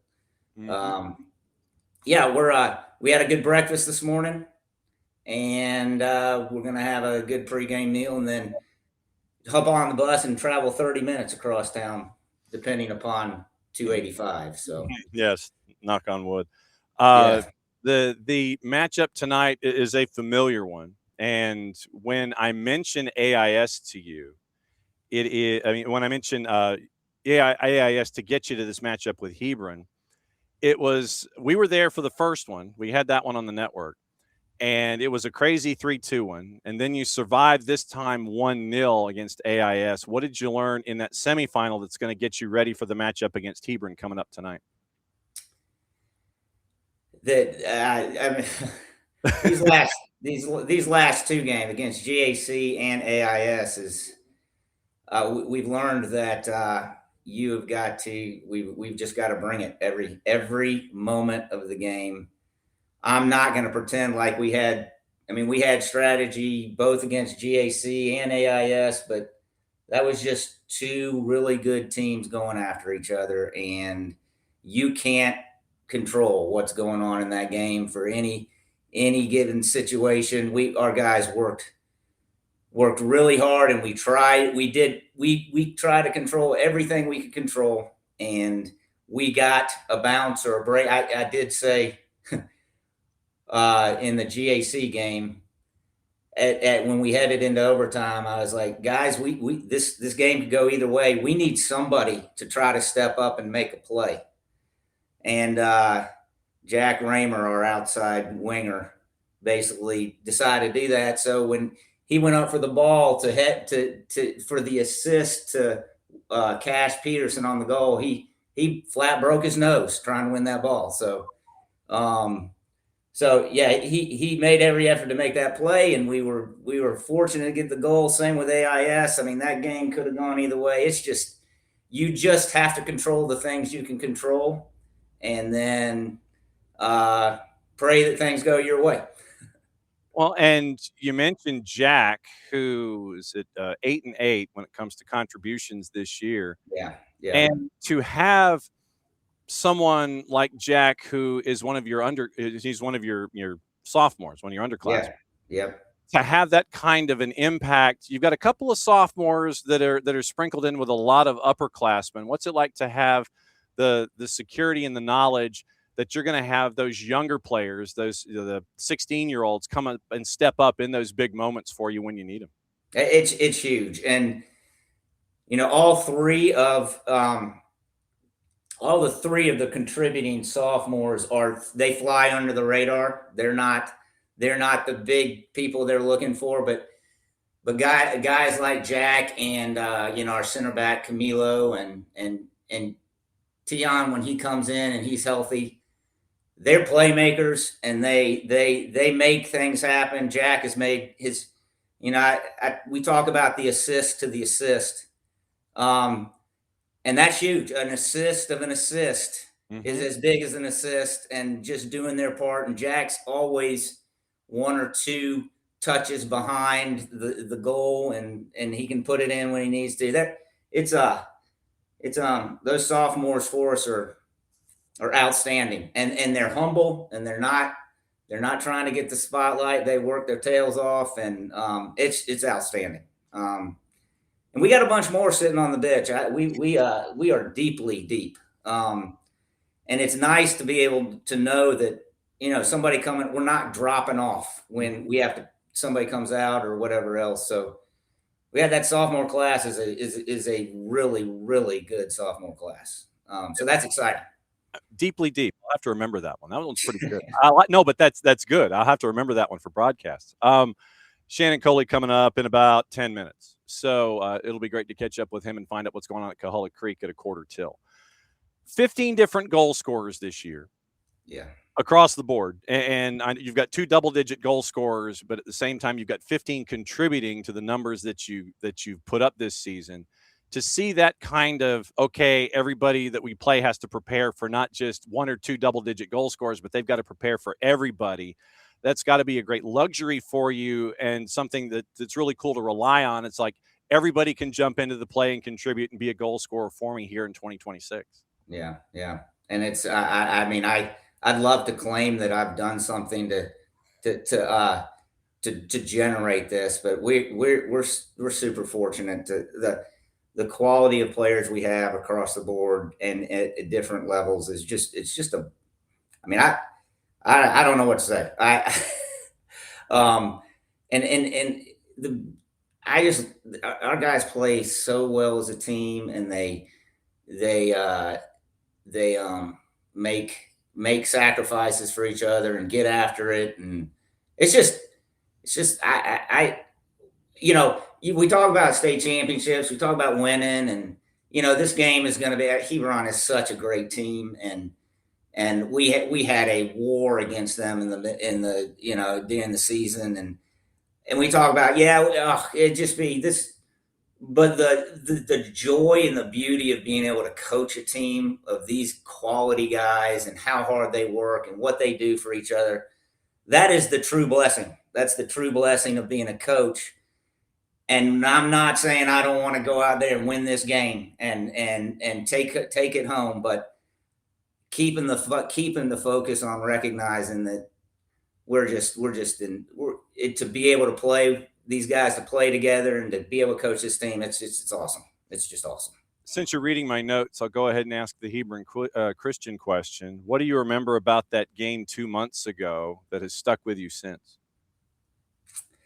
That we were fortunate. We were fortunate in that game. They scored early on us, and their defense. I mean, their defense is so organized and so consistent, and they are so hard to get through. They're so hard to get through, and I mean, we couldn't create opportunities, and they're just a really well coached squad. Got a lot of good athletes on the team. They had young kids that can really play. That was, I would say, that was. I mean, it's in all the games we played. That was the game that I felt like we were in the most trouble with. They're solid. They're absolutely solid. We we're gonna have the same thing tonight. It's just gonna be, as I like to say, it's gonna be a barn burner, and should be a lot of fun. Should be a great game. 7:30-ish. We'll go ahead and use that over at St. Pius, Whitefield Academy, Hebron Christian in the final. And since we're locked into Hebron here for a second and tonight, what are you the most confident about going in, and what still concerns you going into tonight? I'm the most confident. As a coach, a lot of times we like to say we're gonna organize a team in a certain way, and we're gonna do this and we're gonna do that tactically. But what we've recognized this year is it doesn't matter how we try to coach. Our boys are gonna play the way they play, and we're gonna stick with our bread and butter. And I know they're gonna bring what they do well. And so I'm confident that our boys are going to do that. The concern is always the things you can't control. And so what do you do about it? I spend a lot of time sitting here thinking, okay, well, if this happens and this happens, but you just don't know what's going to happen. And, a deflection, a call, a opportunity, or a loss of concentration, or whatever else. That's the kind of thing that wins or loses these games. And so, you try to control it all, but we don't have to. Read a book a while back that said there are too many things that you cannot control to guarantee a win in any game. And that's you just try to prepare for that, to try to keep those guys focused and working hard the whole time, and, not getting distracted. And those are my concerns. Now, Hebron, I'm concerned we're not going to be able to score on them, because they're really good. They're really good defensively, and their counterattack, one counterattack and they put it in, which is what they did to us last time. It's and then it gets even worse trying to get through that defense. So, well, then let me talk about your defense here a little bit. And this season, you've only given up 12 goals in 22 matches. And there is, for those that follow the twos, Atlanta United 2 over here at the network, we've had our cup of coffee with a young keeper that you've got to keep your eyes on there as well, and Ruben Clarkson. Yeah. What is it about your defense that has clicked this year to clamp down on everyone as well as you have? I would probably have to say the organization, you can play a lot better defense if you got a keeper behind you like Ruben. The confidence just skyrockets. That he leads the team so well. He's directing, and we got some really good defenders. And it's just a class group of guys back there. And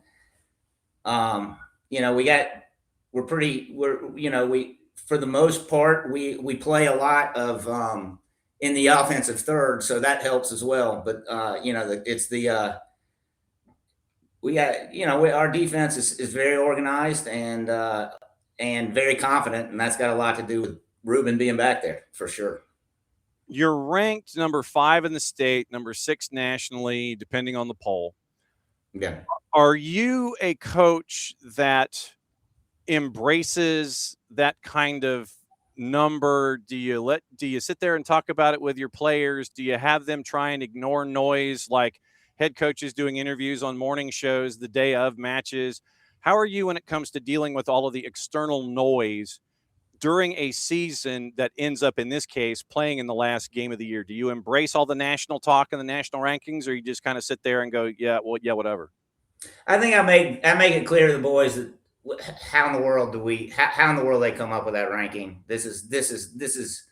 I mean, I know there's something behind it, Yeah. and it doesn't mean, it doesn't mean anything in the sense of, you know, you thinking higher of yourself, more of yourself than you ought to. We've been blessed to have a great group of kids come together, and we play well as a team, and that's a blessing. It's a gift, and we do play well. And, you know, I used to be like, don't look at the rankings. I used to like be a ranking hound. Do not think of all this stuff. Do not let this bother you. But I actually the other day showed them the rankings, and I said, listen, at some level, we need to be confident that we can play good soccer. This is what people think of us at some level. You know, at some level, it doesn't mean really all that much, but we need to play like we are a really good team, and we don't need to doubt that. But at the same time we do that, what do we think of ourselves when we do that? Do we think we're better than we are? Do we think we're more important than other people? What is our thought process as we do this? Why are we playing? Are we playing for each other? Are we playing for something greater than ourselves? Or are we playing for ourselves? That, I think, is the most important thing with respect to any of this. Is let's not let all this stuff, we can be really good and really gifted in something, but let's not let all this stuff affect how we think of ourselves with respect to other people in any given situation. My last question for you, and then we'll bring in Shannon Coley from Coahulla Creek. When I mention this group of seniors to you, what sticks in your head? Just family, just a great group of guys that loves each other, and they've been playing together for 4 years, and they do want something. They're after winning, and they want to win it. But they also know that there's a lot of things a lot bigger than that, and they're just a lot of high quality men of character, and it's just a beautiful thing to watch them play. 7:30-ish. I'll use the ish because you never know with if things go longer than 80. So 7:30 tonight. On the private side, it is Whitefield and Hebron Christian over at St. Pius. I wish you the safest of travels from Sminings. Yeah. I don't know if it's Sminings or Sminington where you officially are, but it's, you know, that's about it. That's right. Yeah. The mix of Smyrna, Vinings, and Mableton, right? Right. Exactly. Yeah. So just safe travels over the top end, or however the Google Maps folks are going to try to get you to St. Pius. And Nick Alifi, Justin Hanover on the call tonight over on NFHS. It's great to see you, Steve. Thanks, John. Appreciate you having me on. Just be safe, and we'll see you soon. Okay. Take care. There we go. Steve Hellier, the head coach at Whitefield Academy. And this is where we dive into the corner. We do the hot tag, and we head over. We lunge out. We get out from underneath. We lunge over to the corner, and we tag out. We go from Whitefield Academy to Coahulla Creek, and we catch up with our friend Shannon Coley as he gets ready for another game. And it just happens to be, Coach, the last game of the year. How's it going? It's going awesome. Thank you for having me. It's always good to catch up with you and find out what's going on. And if we were able to catch up in a way where we could get you on match day -1, not because Justin Brantley at Islands, he was joining us from the bus as he was driving on I-16, just to let us know that they were leaving and heading this way.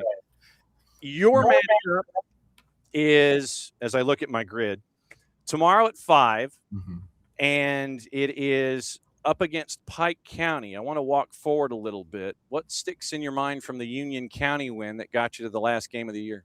Sticks in my mind. Well, the girls are playing with a lot of confidence right now. Union County's a great team. We had lost to them, by 1 goal earlier in the season, but our girls are just playing at another level right now that I haven't seen them play for most of the season. So seem to be finally believing in themselves and peaking at the right time.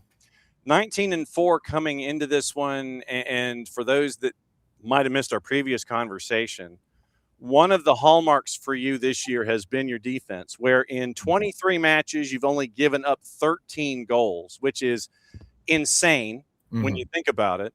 What has it been like to see this defense of yours be as effective as it has been, not allowing a whole lot of straight numbers or squiggly lines on the scoreboard, and you've gotten a lot of donuts this season? Oh, I love it.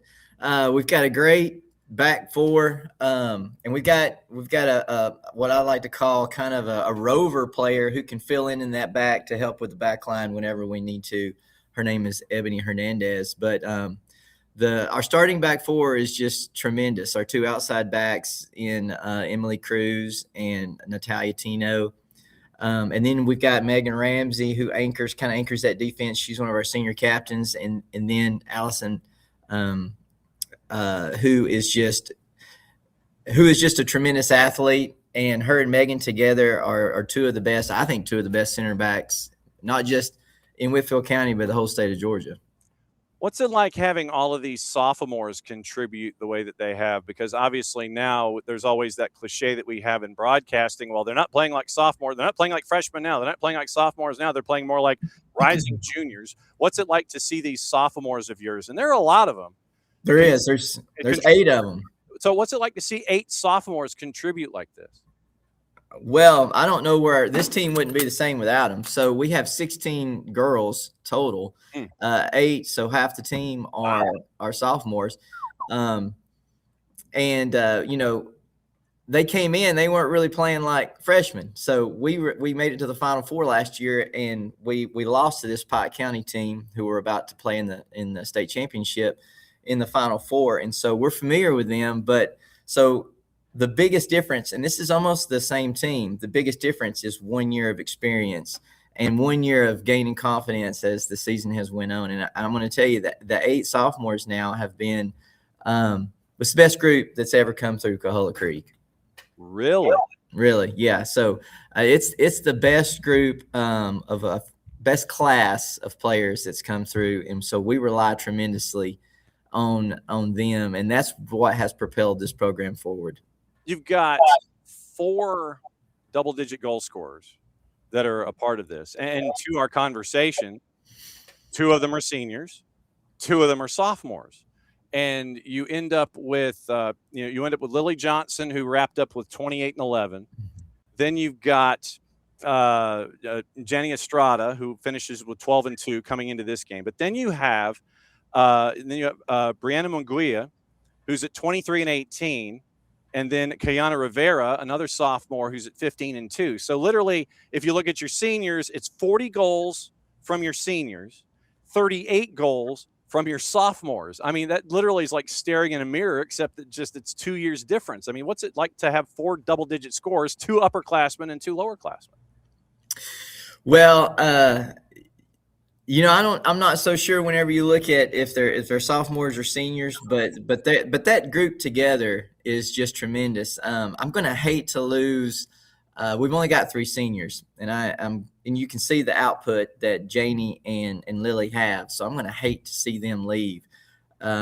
It's just the right mix, and Lily, she plays a wing, and to have 28 goals from her wing position is pretty crazy. She just plays that side so well. And then Brianna, she plays so well as an attacking midfielder. And those two, the dynamic between those two is just pretty incredible. And that's why they're the 2 leading scorers on the team. They work so well together. So it'll be interesting to see. And I hate to already be thinking about next season, but I am. But, so we've got to find someone who can continue on that camaraderie, that relationship. But those 2 together have just been working so well. And you can see it in how many goals they've been able to score. Yeah, and you mentioned Megan Ramsey, who is your 3rd senior. When I mentioned this senior class, I know that I know you've already said you're going to miss them. Do you remember the first time that you had those 3 on the field for you? Was it in a practice or in game? What's your first memory of those 3? Okay, first memory would have been getting those three together for a scrimmage, because I think I probably had a summer scrimmage between us and our closest rival, Northwest Whitfield. And that may have been the first time that I saw them play. I know if it wasn't then, it was soon after. But both Megan and Lily play on the club scene, and so they had girls, trying to pull them to their schools, their high schools, because they were trying to get them. So there's a lot of recruiting going on, and they're trying to get some of the best players to go to their schools. But thankfully for me, Megan and Lily both decided to come to Coahulla Creek, which is where they were supposed to go, where they were districted to go. And, her dad, Lily's dad and I have talked about that whole process of trying to be pulled to these other schools, and how thankful that they are that they decided to stay with Coahulla Creek, because now Coahulla Creek in Whitefield County is the first girls team to make it to the state championship game. So what's the vibe been like after the Union County win, knowing that you're going to be playing in the last game of the year? What's it been like there around campus?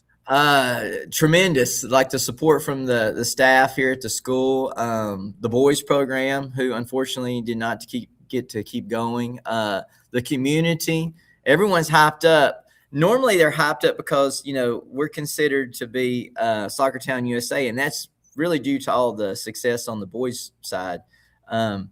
But to be the only girls team left in it and to be in the state championship game is really special. And so now they're not just talking about the guys. Now they're really the one that they have to talk about is the girls program here at Coahulla Creek.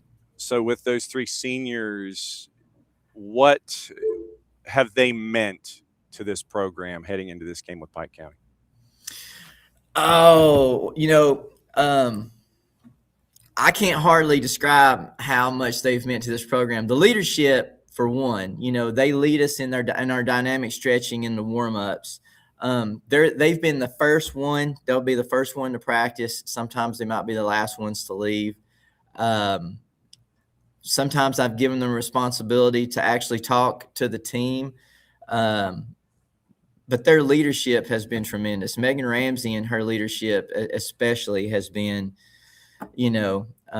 indescribable, because sometimes, someone wears a captain armband and it's just there. It's kind of like a symbol of, but for her, she takes it serious. Like it's a role for her. And so, I'm going to miss them. I'm going to miss all three of them. Life without those three is going to be a lot different. You've got this matchup on NFHS Network. Nick Alifi, Justin Hanover on the call tomorrow night, Wednesday at 5. I'll say tonight. So tomorrow night, Wednesday at 5. When you look at Pike County, I guess, what has study hall been like for you? How many matches have you seen? Have you been driving yourself crazy with all the matches you've seen? How far back in the Wayback Machine do you go? How are you attacking this one? Well, the first thing I go is I think about last season's matchup and some of my thought process when we went into that game. And honestly, I made a couple of coaching mistakes. I hate to admit it, but I did. And so we're gonna play a little bit. We're gonna play to our advantages and try to eliminate theirs. Of course, I know that's pretty obvious, but I think for a few of the things that is different this season is our girls are more confident. It's almost the same starting lineup. Our girls have gotten a little faster. I think we're going to be able to match some of their talent a little better as far as when it comes to speed, playability, decision-making, leadership. And I like to think that we always, no matter who we play, we have the most aggressive team. So we have some of the toughest girls in the state of Georgia. And I think whenever it comes to toughness, there's not a team that can match ours. So then what are you the most confident about, and what still concerns you about this match? I'm most confident that the girls are going to rise to the occasion and they're going to play their hearts out and that they're going to find a way to create opportunities. What would scare me, obviously, is Pike County is a tremendous athletic, well-coached. Coach Osteen does an incredible job there, and he's got like over 300 wins. He knows what he's doing, 21 consecutive playoff appearances or whatever. So they're going to be well disciplined. But I think the thing that would scare me is that, just that they're a talented team. But yeah, and quite honestly, that don't scare me that much. We play talented teams all the time here in Whitefield County against Northwest and Dalton. And so what I'm more excited about is our strengths this season and what I think we're going to be capable to do in this matchup. And we can't wait for it. Since you're on the girls' side, you get to bat leadoff, so there's no ish when it comes to the start time. It is at 5:00 tomorrow at St. Pius in Atlanta. It's Pike County and Coahulla Creek. And I know that the entire Coahulla Creek community is going to come down, and it's going to be loud going up against Pike County. We can't wait for this matchup. Shannon, I cannot thank you enough for doing this. I'm glad that we figured out when your planning period is, so that way we can. Yeah. Or did you just escape, and do you need a note to get back to class? I actually did escape. This isn't my planning period, but they know it's a big deal, so they don't mind me getting on here and talking with you. Okay, so if you need a note to get back into class, and so you don't get detention or anything like that, just let me know and I'll send it north to you. Awesome. Safe travels coming down, and we can't wait for this matchup that you guys are going to have against Pike County. Really looking forward to it, and thanks for being a great friend to us here at the network, and we'll catch up with you soon, my friend. All right, thanks, John. There we go. Shannon Coley, head coach at Coahulla Creek, and as he gets ready for his matchup, for some reason I can't find my phone. This is just odd. It's like my phone just disappeared on me, and I don't know where I put it. I swear, I don't know where I put my phone. I thought I had it, unless I moved it and I didn't bring it back, because I thought, and this, like I said, this is just random stuff that has popped into my head, but I literally cannot find my phone, and I don't know where it is. I literally thought that I was going to have my phone here because I'm always having my phone, referencing everything, looking at messages and all that kind of stuff. But for some strange reason, I cannot find my phone. Like I said, I don't know where it is. It's traditionally like right here. It is traditionally like right here. And for some strange reason, I cannot find my phone. And I'm literally stunned into the fact that I cannot find my phone. Anyway. First world problem. So coming up in just a little bit, we're going to get the other half of the equation on the private girls championship. Clint Archer is going to join us from the Wesleyan school, and we're going to catch up with him and find out about his number 12 Georgia ranking, top 21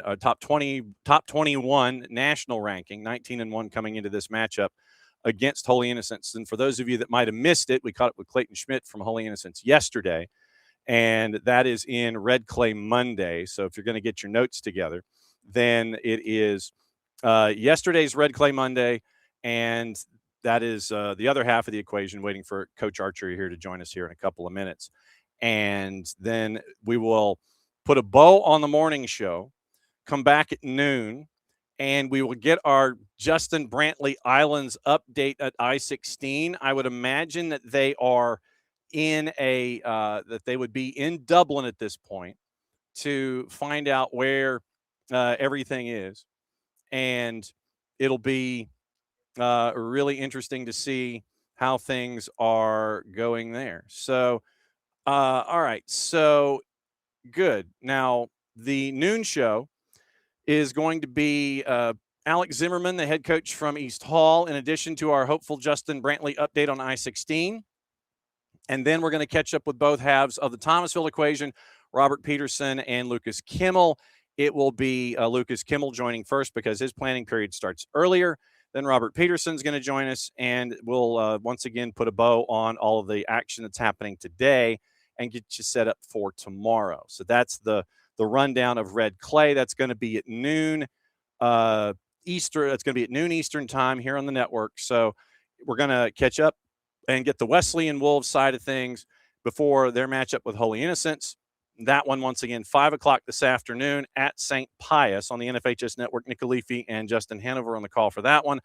And then back at noon, East Hall, Thomasville, Islands from the Road. So that'll be the update for Red Clay Tuesday. And then we've got some interviews that we're going to be putting on tape so we can have them tomorrow for coaches on their match days. This is MD-1 for some folks, and we're trying to catch up with folks and get them ahead of time. So we're not bugging them on a match day unless they don't mind being bugged on match days. But I literally am trying to send out emails a day or two ahead of time. Hey, what will work? Can you come and hang out? Let's tape something because I know that you've got a long distance to go and all that kind of stuff. So we're going to be catching up with Kelly Bowler this afternoon from Johns Creek. We're going to be catching up with Savannah Arts Academy. Those will be on tape, and those will be in Red Clay tomorrow. In addition to, looks like I think we're going to have Jason Page from Walton on at 12:30 tomorrow, and that will be live. We're also efforting Jason Galt from West Forsyth for the 6A girls matchup. So hopefully we can have the two of them in the building for Red Clay Wednesday, starting at noon across the network. Tomorrow, hour number 1 is going to be setting up Major League Soccer because you've got over a dozen games. We've got to get into juice boxes, matchups, officiating crews, all of that. That'll be in hour number 1 with our UPSL update. Dylan Butler, MLSsoccer.com, should be joining us, the busiest man in the Northeast, at 10 o'clock. And then we'll go through the rest of the day. Jason Park from our Murchie is set to join us at 10:45 tomorrow to continue coverage of everything in the high school side of things, since Jason's planning period is during the morning show and not during the noon show. So this is what we've had to juggle, and I can't thank all the coaches enough for this in juggling all the things and making sure that they can come and hang out with us as they do. So very, very cool stuff there as we have been able to try to piece this together when it comes to any and all of the stuff that is attached. So it is, once again, one more coach today, then that'll be it for the morning show. And then, like I said, then we'll come back at noon. We'll break everything down there, and we'll keep it rolling. Let me show you, just to let you know. Bugs me that I can't find my phone. Just to give you an idea as to what we are looking at when it comes to trying to orchestrate all of the coaches that are attached. And here's the list, and I'll show you the list here. So there's the list and all the cross-offs and everything, and I have to turn this so you can actually see the piece of paper. So here's all the coaches from all the matchups, and the ones that I've been able to get in touch with and the ones that are still on the board that I'm trying to space out. One of the coaches that I was able to catch up with is wrapping up the morning show. And for this one, we go to the Wesleyan School and catch up with Glenn Archer. How are you, sir? Hey, John. I'm doing very good. How are you today? It is a championship Tuesday, sir. And I don't, coaches, when it comes to match days and MD-1s, I don't know how they are. They might have their rituals and everything. And it's like, catch up with me on MD-1. I'm really busy on match days. But you seem to be pretty cool heading into a matchup at 5 o'clock. No, well, thank you. I mean, I also had class. I had 2 classes this morning, so I do teach in the high school. And I had just had 4 of my players just kind of walk into my office a few minutes ago, and they're ready to go. But we did say, truth be told, that we just went through our breakfast routine, and it was exactly what everyone had when we played last Thursday in the semifinals. They repeated their breakfast. So I guess there's a little bit to be said about that. But are you? And I'm not going to use the stitious word. Are you ritualistic at all when it comes to these kinds of things? Sounds like the players are. Yeah, I would say not me. But listen, but we are wearing the exact same thing as coaches that we wore the last couple of games. So maybe there's some comfort in that. But no, we had our last practice yesterday, as we all do this week, those of us playing, and we had a very much a simple kind of. We went through our standard routine. We tried to keep things as normal as possible, and then just do a little bit of a walkthrough with what we expect from our opponent today. But yeah, so there's some tradition, maybe some things that have gone well that we want to kind of repeat, kind of get our mind right. But it's helpful probably for the girls and for the coaches to do that. When I want to walk forward here, so going back to the Lovett game, number 1 versus number 2, depending on the rankings and the standings and what points that you reference. When you have this matchup with Lovett, and you know that it's going to be, now that you've had a couple days to think about it, what sticks in your mind from this match that you carry forward to Holy Innocents today? Yeah, I think the Lovett match, Virginia does a great job with that program. We have a lot of respect for her and what she's done over the years. And, they're the one that put us out a year ago. They killed us 8-1 a year ago. And so for us to do what we did was really special. I think the biggest thing I would say was we went up 1-0. They tied it 1-1, and we felt very composed. We felt like we were not going to let this one get away like a year ago. And so I think the biggest thing for our kids was playing a really good opponent, very even. And once we got tied, we just kept our plan. We had what we thought great scouting notes, kind of kept it very simple for our girls. And they executed perfectly, or near perfectly, I would say, down the stretch with a lot of confidence. So we just want to have a lot of tempo today. And I think kind of coming off a big win like that, I feel like that gives us, at least good headspace going into tonight for sure. From the last time the two of you played, what are your Cliff's notes that stick with you leading into this one as a part of study hall prepping for a match like this? Yeah, well, we played, like you said, we played Holy Innocents. I forgot when it was, 6 weeks ago or so.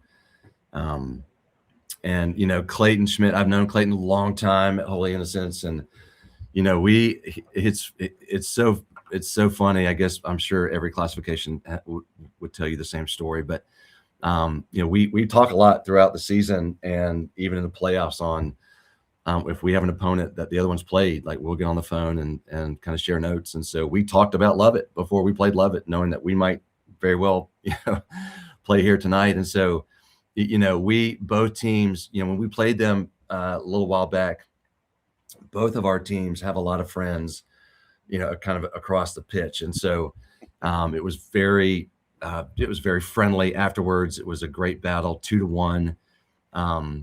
And, we know each other well. And so as I think about, to your question, like, what are we carrying forward to today? There's just a lot of familiarity, and we kind of feel like, hey, these first 10, 15 minutes today, there's going to be some nerves. There'll be potential for mistakes on both sides. And we want to be able to kind of be the voice for our teammates kind of on the field to help us kind of ride that early torrent that happens on a game like this. Yeah, I mean, we know the danger zones for them. We feel like there's some areas that we could, kind of clean up on ourselves defending and attacking. But, these are two teams that know each other really, really well.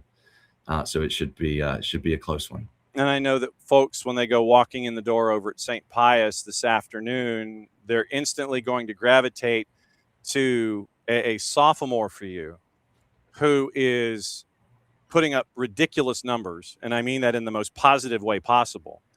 That 42 goals for Mary Mac Brown as a sophomore. And that is, I mean, that's half of your total. But what's it like to have someone that is a sophomore, that is as composed as she is, that is showing as experienced, like an older soul, I guess, for lack of a better phrase? What's it like having a sophomore out there that is putting up these kinds of numbers and is that integral to what you've been able to do this year? Yeah, she's and we've got a couple of sophomores that that are equally as potent for us. She gets a lot of the press just because she's up top and she finishes well. And I think your number is from Max Preps. I think if you pulled, that's where, and it's not even updated. And so, it's a good bit higher than that. But what the thing I really like about her is she's just a phenomenal teammate. Like, she is adored. She's a super hard worker, but she does have a speed that is really, she's got an extra gear that you just don't see very often. But Holy Innocents has one as well, Sydney Williams on the other side, and she's a problem. to defend. But Mary Mack, she, what we love about her, when she plays alongside Lily Roberts, our junior, who's committed to Murray State, like those two, I can't, we'll talk more about it another time maybe, but they really have free reign to kind of do and go.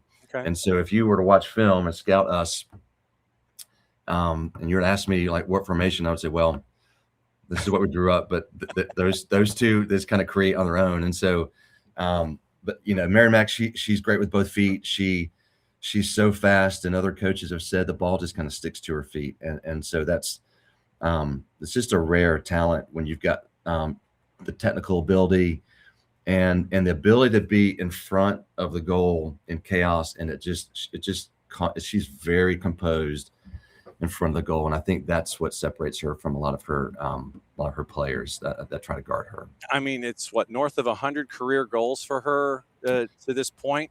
Yeah, she just hit, I think she's at 101 already. And I'll say this to her credit, and she would be the first to deflect it to her teammates because, we've got a phenomenal back line, a tremendous goalkeeper.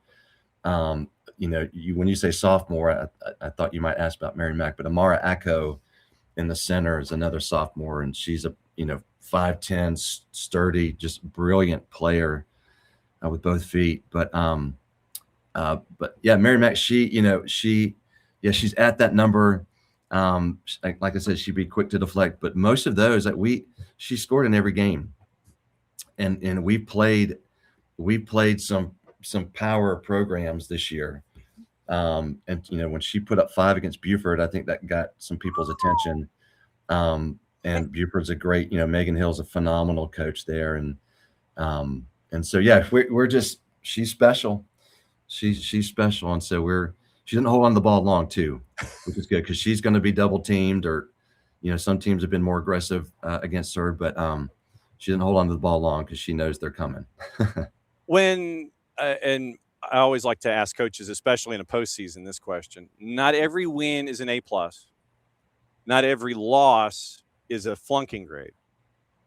What did you learn about yourself in the Marist loss that you were able to apply to the successes forward to get you ready for a night like tonight? It's a great question. Curtis Ensberg is the head coach there at Marist, and his wife works over here at Wesleyan. And so I know Curtis, he's just a great coach. He's a really talented coach, and he's got great players. And so we really wanted to play when we scheduled him a year ago. It was kind of in that whole mindset, to your point, like, what can we learn about playing one of the best teams in Georgia, if not, nationally? I mean, they're really a phenomenal group of girls over there, super talented, super fast at all positions. And when they sub, there's no break. I mean, it's relentless.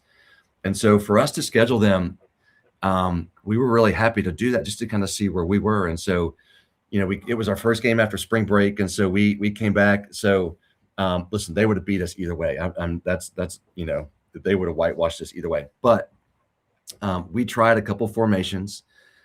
We tried different people in the midfield and in the back line. And so we have 10 freshmen on our roster, and we kept 24, which is a large roster. So we kept 10, and we really put those freshmen, in the fire on that game. And a lot of them, we were able to, and they all came through it with some things to learn and some things that they should be proud of. And so for us, that was it. That was the first game after break for us. And it really became an attention grabber for us. It was one where our seniors really, and they've done this all season, as I would expect most teams playing this week their coaches might say the same thing. You've got great senior leadership. You have a chance to really do something special. And so they kind of brought our freshmen along and said, we'll start 3 tonight, 3 freshmen. And that Marist game for them gave them confidence that they can fight in with some great players. And it also gave our upperclassmen a chance to say, hey, listen, we can do something special this season. but we're going to need the freshmen. And now at middle of May, they're almost like sophomores, right? They've played 20 games, and we get to play one more today. We're thankful to do that. And so, yeah, it was a learning curve for us, that game. It was special. We watched the film, we've talked through it, and so that was one that we've gone back to in those early weeks after that game, and we've been in pretty good clip ever since. What are you the most confident about going into this matchup against Holy Innocents, and what still concerns you about this match tonight? Confidence, I think for us, honestly, one of the things that we've said at Wesleyan is and it's true, if you were over here and ask our families and our administrators, we really prioritize culture over wins. And I know it's easy for me to say that here late in May playing, but it's true. Like the way we manage our program, the way we seek to value the girls and care for them throughout the season, and that's the most important thing, that we honor God as we do this. And so we're very much, that's the most thing we're confident in. So I think because we'll see, but because we have that mindset going into tonight, like it's, we're playing. Do we want to win? Yes. I mean, every one of us woke up super early before the alarm, head spinning, right? And so, we have that mindset, like our culture is most important, but yes, we want to win. But just, kind of technically, specifically, I think I'm most confident in our back line. Like our goalkeeper, Ansley Jamison, she's a junior. She is very, very good. I mean, I would put her up to, against anybody in the state. She's talented, very smart, athletic. So it starts with her. And then our back line. So we have to be able to defend Sydney Williams. I mean, I don't know what her numbers are statistically, but they're monstrous, I would guess. I'm watching film on her the last, lot of games. We got to stop her. And so if we can do that, and kind of shake through the first 10 minutes, and I'd love to score first, but we'll see how that plays out tonight. I'm checking really quickly, just to see if the numbers are here for Sydney. So it's 30-3 is where she is. Yeah, 30-3 is as a freshman, Sydney's putting up those numbers, and so one of the true talents here in the state of Georgia. Yeah, no doubt. And I'm glad that you mentioned keeper, because I did want to get into Ansley and the 12 clean sheets that you have defensively this season as you head in. So when are you leaving campus to head down to Pius?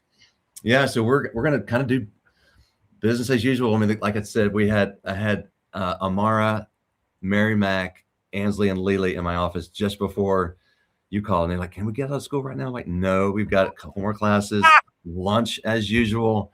Fortunately, St. Pius is only 20 minutes away for us. So we'll get the kids out at 1:50 after that first class after lunch. We hope to be on the road by 2:30 and park at 3 down at Pius. And then we'll kind of, going to give us about 15 or 20 minutes before we kind of start our routine, which is players only meeting. They'll do that at 3:30.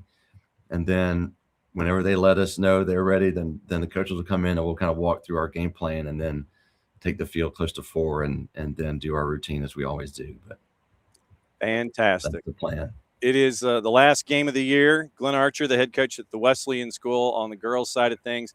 Great to see you, my friend. Yeah, John, thank you. To steal some time. And like I said, if you ever need a note to get back into class or anything like that, just let me know.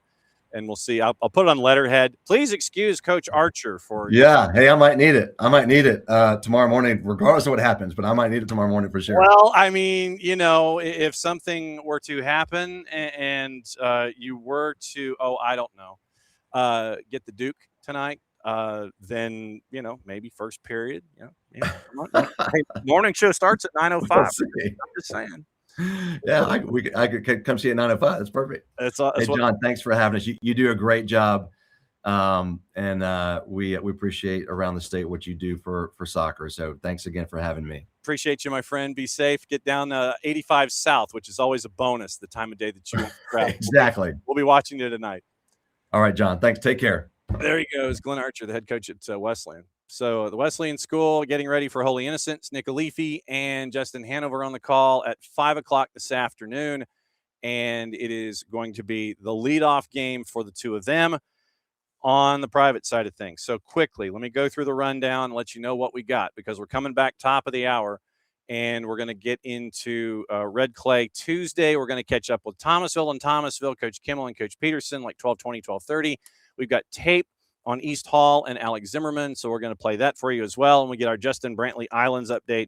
He should be stopped on I-16 in Dublin by the time we catch up with him at noon. So 5 o'clock, NFHS, Oconee County, Jefferson at Duluth. Maddie and Jason on the call for that one. Heavyweight battle to kick things off at 5 o'clock. Then Holy Innocents and Wesleyan, Nick Alifi, Justin Hanover. That is also on NFHS. We'll keep an eye on that one as well. Obviously, we talked to Clayton Schmidt yesterday. We just got off the horn with Coach Archer. You know that one cold as well. After Islands and East Hall, AAA, 7:30-ish in Duluth. Once again, that is Maddie and Jason on that call with Islands and East Hall. And private on the boys' side, caught up with Chad Griffin yesterday, caught up with Coach Hellier this morning. Whitefield Academy, Hebron Christian, 7:30-ish Tuesday at 7:30-ish here on the network. So that's a show. Spending the last hour plus, or last 50 minutes on the high school championships. That's what we're going to be doing this week. We're going to be drifting in and out of the pro game, what's going on. Tomorrow, obviously, we're going to be heavy Major League Soccer with the midweek matchups coming up in hour number 1, leading into our UPSL update, leading into Dylan Butler, catching up with Jason Park at our Murchie at 10:45. We'll see if there are any coaches that happen from tonight that want to hop in, and we'll see if the connection will behave and do that. But noon, we're back for Red Clay Tuesday, East Hall, Thomasville, and you. So that is the morning show here on the network. Dial up the NFHS network, and we'll let you know what's going on at St. Pius and at Duluth at 5 and 7:30-ish tonight. Thanks to Coach McAlpine at UGA for breaking everything down when it comes to the football between the hedges at UTBOL August 20. You now have your assignment. Be there, Bookham Dano, Aloha. 6 o'clock on a Thursday night. Setting a record is what it's all about, and continuing to tip the hat to the 96 Olympics, the 99ers, the growth of women's soccer, James Madison, UGA. Great to catch up with Coach McAlpine and let everybody know what's going on there. And thanks once again to Jake Stanley and everybody at UGA for helping us out there. Once again, back in 35 minutes-ish. We'll talk Red Clay Tuesday, presented by our friends at Kaiser Permanente, as they always are. Couldn't do any of this without them. For everybody here, to all of you there, thanks to UGA, thanks to the schools, and thanks to the GHSA for being a great partner with us here at the SDH Network. Since it is the end of the show, Mucha Plati, all play it safe. This means I get to do this back in 35 minutes or so.